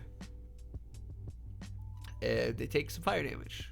And as a sorcerer, you can fuck with the spell, because sorcery points. For level 5, you get Aura Vitality and Dispel Magic. Aura Vitality is a pretty good spell to have, because if you don't have anything better to concentrate on, this is just an aura around you where you're constantly giving out hit points. You're just constantly healing somebody every bonus action. Wait, is it? No, it's just at the start of each of your turns. I thought it needed a bonus action. Maybe that's the old version of the spell. It might be the old version of the spell that I'm thinking of. In any case, you concentrate on it, cast other spells, and you just heal somebody every turn. Dispel Magic, pretty self-explanatory. Always love to have Dispel Magic because you never know whenever you need to unravel something. Unravel some magical effect. So, always good. Level 7, they get Fire, Shield, and Wall of Fire, which, you know, the Spellfire Sorcerer, I imagine there's going to be a lot of fire here. Fire Shield is okay. Gives you resistance to cold damage, and you get to... The shield will automatically retaliate if somebody hits you with a melee attack. They either take 2d8 fire damage or 2d8 cold damage, depending on if you choose the warm shield or the chill shield. It's called fire shield, but it's actually like temperature shield or something.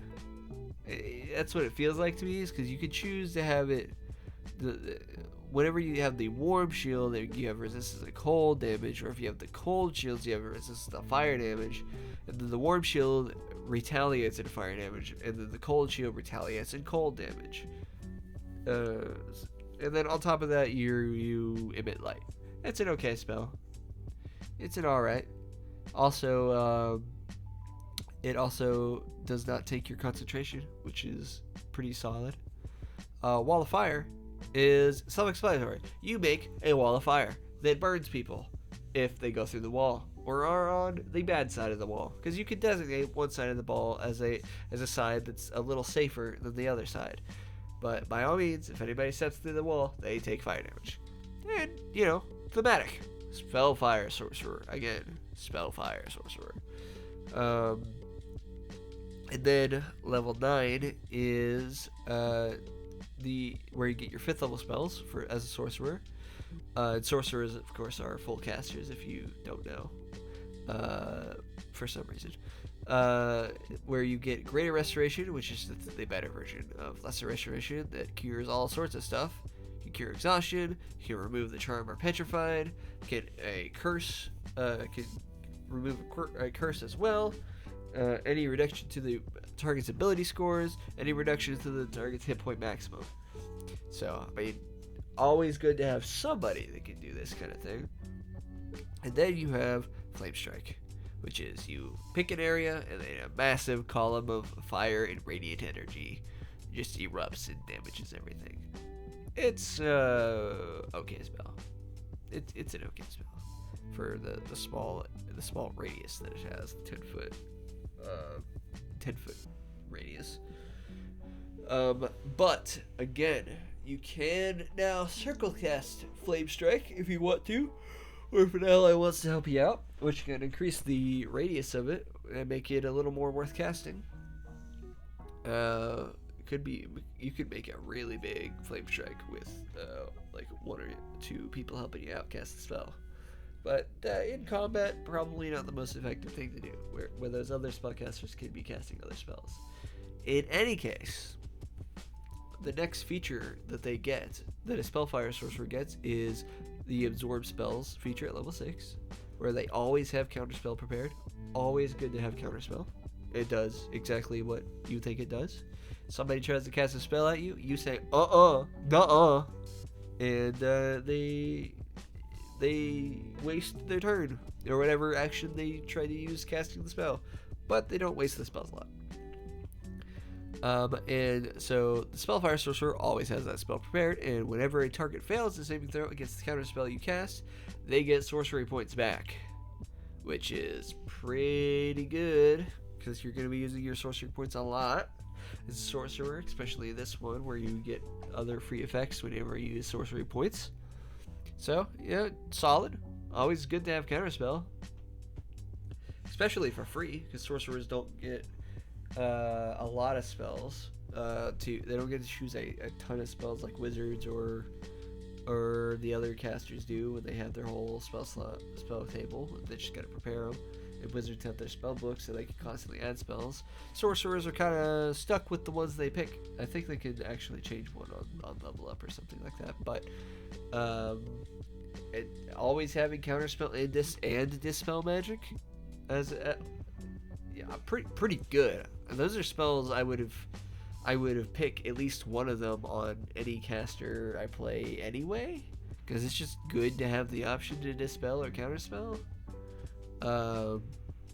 So having a sorcerer get them for both for free means that you can pick other spells instead, like damage, like fireball or something. You can more easily pick fireball or fucking lightning bolt or something. But you know, come on, fireball is fireball. You guys are probably picking fireball, I imagine. Then their next feature, anyway, is level 14 Honed Spellfire. The Spellfire Burst improves, and to add your sorcerer level to the temporary hit points gained from bolstering flames, and the damage of the radiant fire increases to 1d8. And again, this shit happens for free anytime you use a sorcery point, for the most part. Again, you have to use your magic action. It's like whenever you're using a sorcery point to cast a spell or a bonus action. But you're going to be using your sorcery points on shit anyway as a sorcerer. So having more free shit that happens whenever you use those is pretty good. Or at least buffing the shit, because now that's not a small amount of temporary hit points anymore. It's a D4 plus your charisma plus your level. At this level, it'd be 14 plus a D4, which is max of 4, which would be maybe about 8, which would be 18 plus. At this level, you should have your charisma, like your charisma modifier up to 20, or your charisma up to 20. I mean, to have your modifier equal to, you have a plus 5. That's like ideally given around, hopefully about 20 temporary HP every turn, or not every turn, but like anytime you use a sorcerer point, which you're gonna do anyway. That just makes this whole sorcerer here, given like we get cure wounds, we get lesser restoration, dispel magic. This is like a kind of gives me the same sense as the clockwork sorcerer, where it feels like a really kind of party support defense sorcerer instead to me, with all the temporary hit points and the spells we get. I would probably, as a Spellfire Sorcerer, I would probably make a character that's like particularly good at they're blessed by they're enchanted, or they're born with an innate connection to magic itself somehow, and it makes them particularly good at just supporting their allies and unraveling other people's spells, or in casting spells themselves, or they get a little bit of a boost of a little bit of a Spellfire boost. Having the D4 go to a D8 is pretty good, but at the end of the day, I would probably still just give temporary hit points constantly, because temporary hit points during combat might be expended whenever they get attacked, or somebody casts like something like an AoE effect happens to everybody. And again, can't stress enough, you're going to be using these sorcery points anyway, and there's no, I'm not fucking out of my mind, right? Yeah. Well, I mean, it's once per turn, but still, you're only going to be casting a magic action or a bonus action once per turn anyway. So it's for free. Give your allies temporary hit points. Why not? It's just good. It's just good. But anyway, their last feature here, Crown of Spellfire.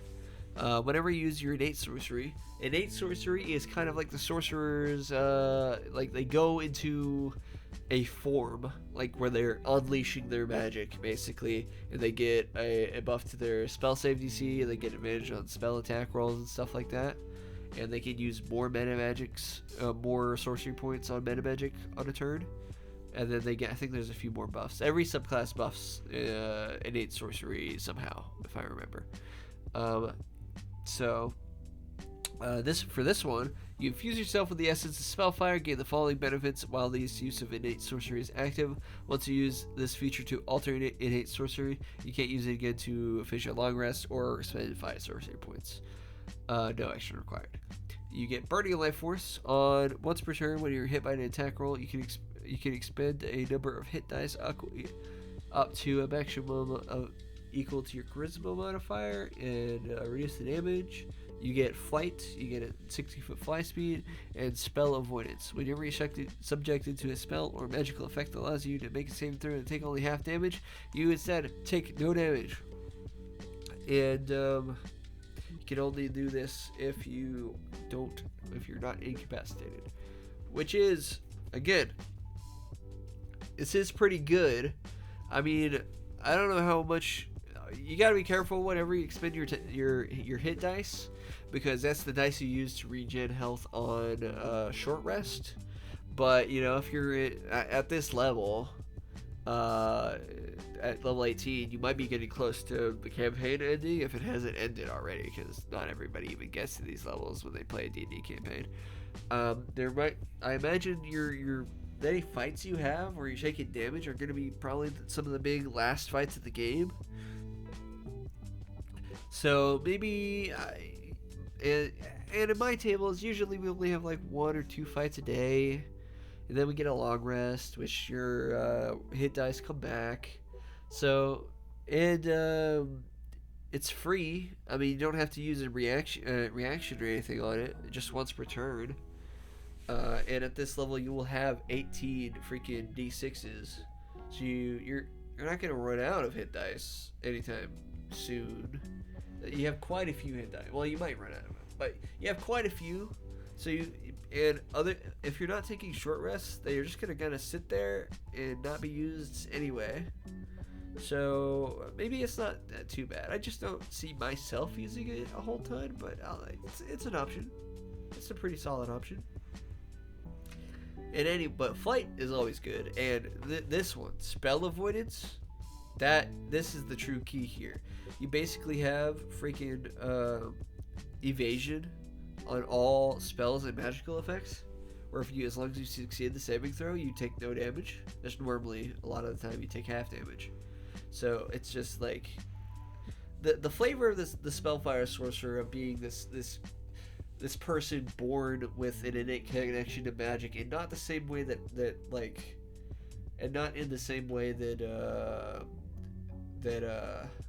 that wild magic sorcerers are, where they actually do have control over the Spellfire, and it's just like pure magic, radiant and fire energy. They're very defensive. They got dispel magic. They got counterspell. They're given temporary hit points all the time. I haven't quite thought of a character idea for this subclass yet, but I think I will eventually. I would like to play it. I do like playing sorcerers. I don't really have a favorite class. I kind of like playing everything from time to time, but just everything has its own niche that I enjoy. But I could very easily see myself playing this subclass eventually. I would like to. It seems really good. As like, if I make like a defensive anti-magic sorcerer or something, where just I'm focused on unraveling magic around me. I'd do it. In any case, also the art. This is Spellfire apparently. We like this smaller lady. I think they're a dwarf.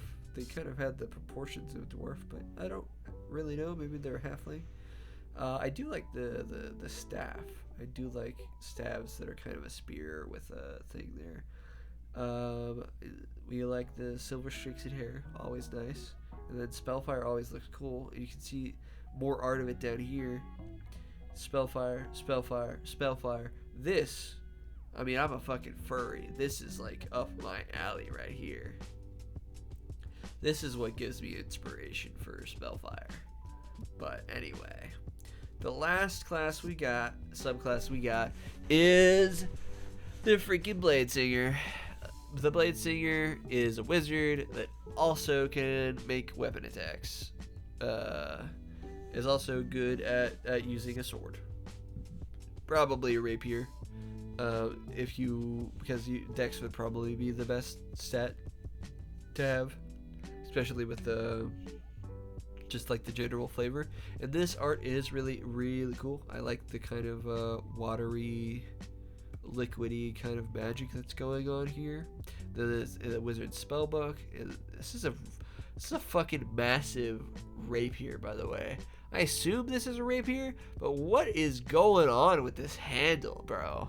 Like the guard is pretty cool, and I'm not like the type of guy that likes to have weapons be historically accurate or anything like that. But Jesus Christ, this is a fucking massive rapier handle, dude. Like, it's huge. This is like a rapier handle for like a two-handed. You see how small this guy is? Like, you can fit 2 or 3 more hands on here. So I just think it's funny that the rapier is this big, and I imagine it's hilarious if it just goes out all the way to like here or something. It's some kind of fucking rapier greatsword, like a greatsword sized rapier. I think that is hilarious to imagine, because whoever did the art here, I don't know how to say that name. I apologize. And I'm not making fun of your art. It's fan fucking tastic. Like I said, this is amazing. I love all the swoops and stuff. But dear God, my man, you made this rapier, I assume, fucking humongous. And I'm down for it. I really do like it, but it is funny as hell that the handle on this rapier is this big. Anyway, Bladesinger Wizard, level 3, they get the Blade Song. As a bonus action, you invoke Elven magic to... oh, by the way, Bladesingers are typically an elf thing. They used to be, like, race restricted to elves, I think, when they first came in the Sword Coast Adventurer's Guide. But then that restriction got lifted, and also nobody paid attention to it anyway. Because if you just wanted to be a Bladesinger, you would be a Bladesinger. And you could be any race you wanted to. But it was originally an elven thing in the the Forgotten Realms, and then eventually the elves started sharing this art with people, I think, is the lore that they've got here. But Bladesingers are cool. You gotta remember, so before we go into all this shit, you are a goddamn wizard. Wizard is probably the most versatile spellcaster in the game. Other than Bard when they get level 10, I guess, because then the Bards have... But even then, Wizards have their spellbook and can know a lot more spells than Bards do. The Wizard spell list is fucking massive. In the base Lizard class, you are a full caster. You are a bit squishy, which is what this Bladesinger here is here to help with. But you can throw shit out like Fireball, Whole Person, fucking...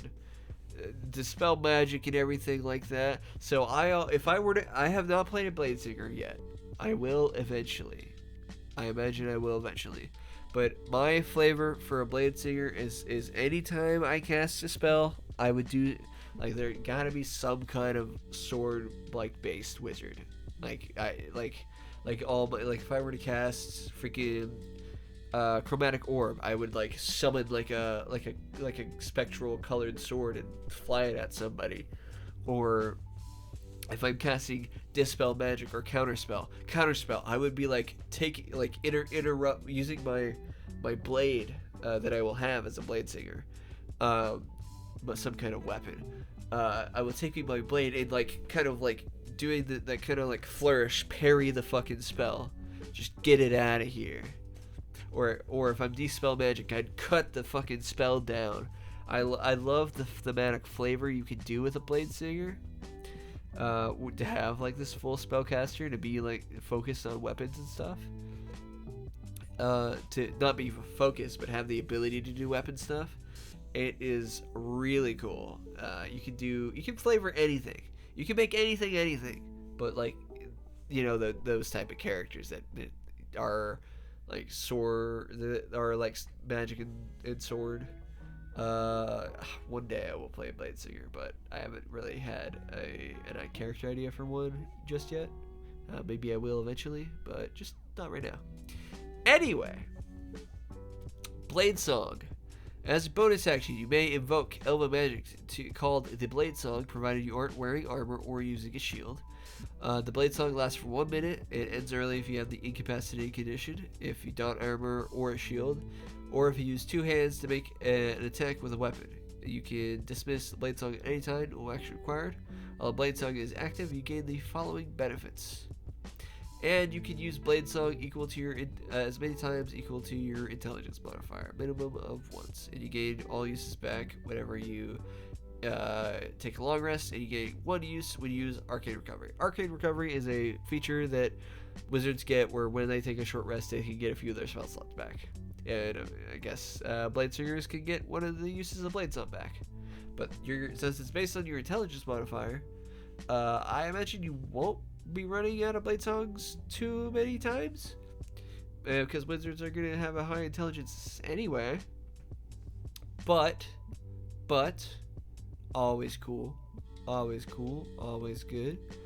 As for the actual features, we get agility, blade work, and focus. Agility is you get a bonus to your AC equal to your intelligence modifier, and your speed increases by 10 feet. In addition, you have advantage on dexterity acrobatics checks, because you are a slippery motherfucker. And wizards can definitely use this AC boost, because you're probably just going to be casting like mage armor or something. And so that can give you a pretty solid AC, which, if you don't know, AC prevents you from, if you get attacked and have to attack roll made against you, they have to roll your AC or higher to hit you. Anyway, they also get blade work.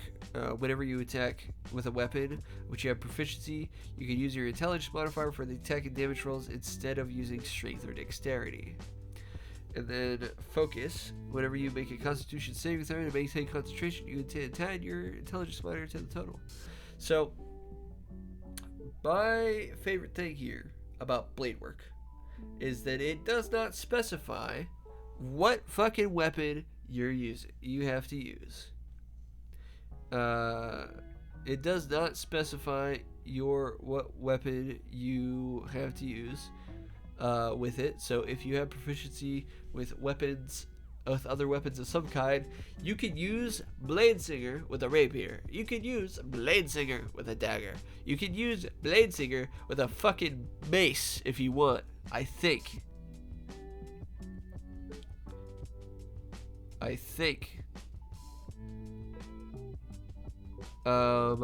Actually, hold on. I might need to. I might be dumb.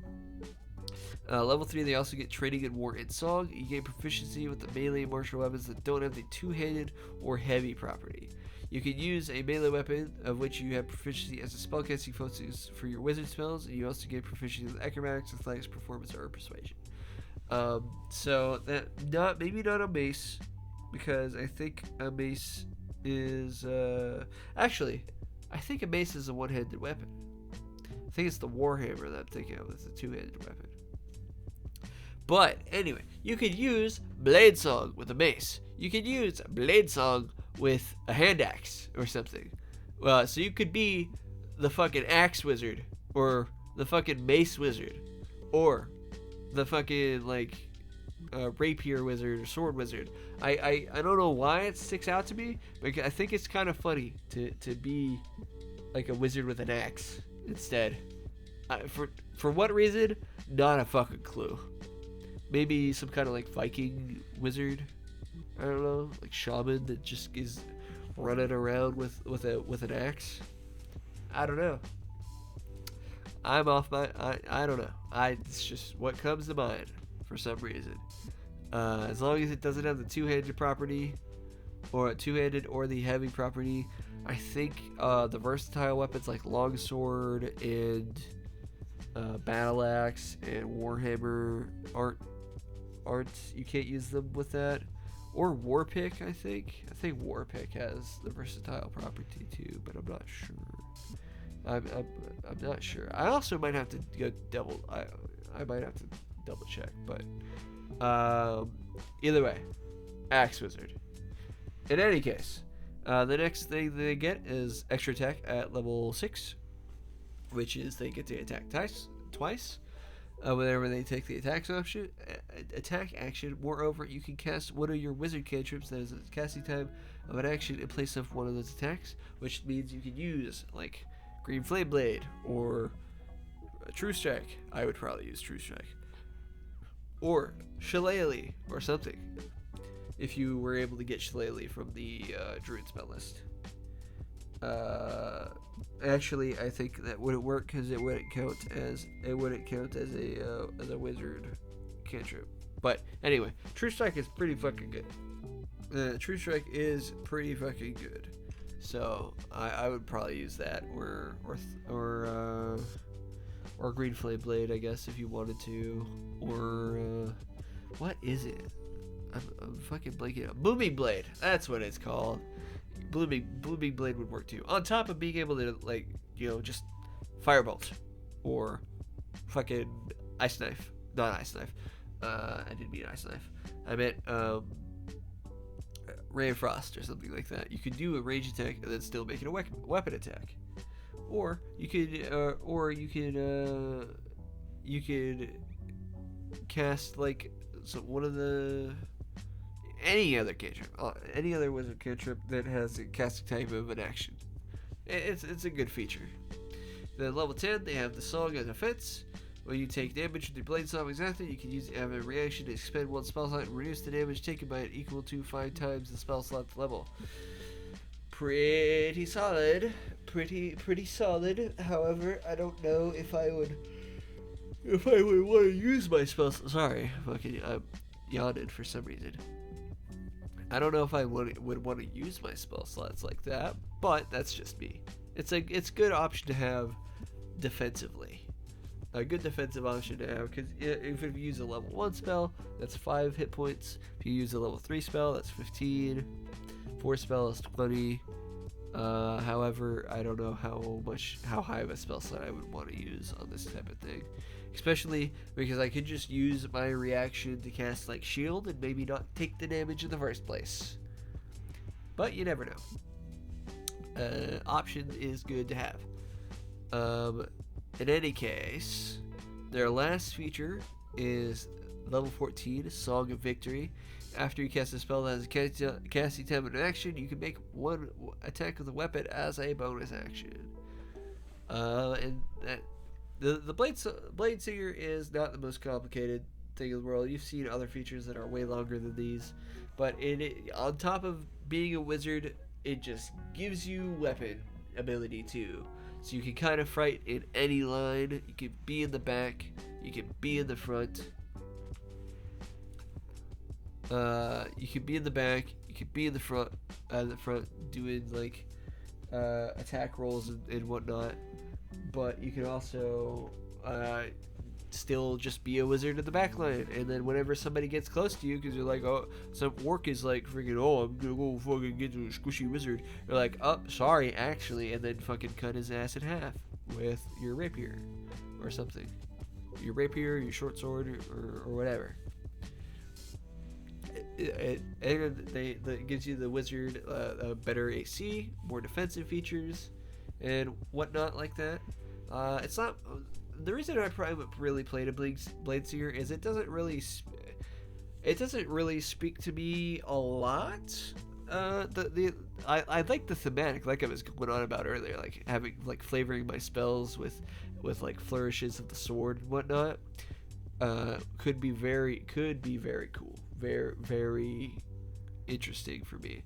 Though I feel like I'd be stupid and I'd be like an axe wizard. I would have like a hand axe or anything that I'm casting freaking True Strike on to make it do good damage. And then I would be like, oh, maybe this is my character. Like, I'd be like some kind of like Viking with an axe or some shit like that.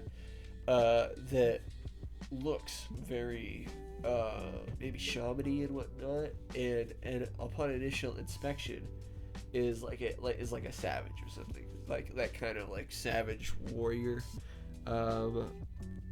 shaman type thing. But once, if you were to take like a closer look, every single strike they do with the axe is insightful and purposeful and strikes true. and whatnot, and whenever they need to defend themselves, they fight very intelligently. It's just that they come off as a rude person from the north. Fuck, maybe I have to think about this character a little bit. This does sound fun.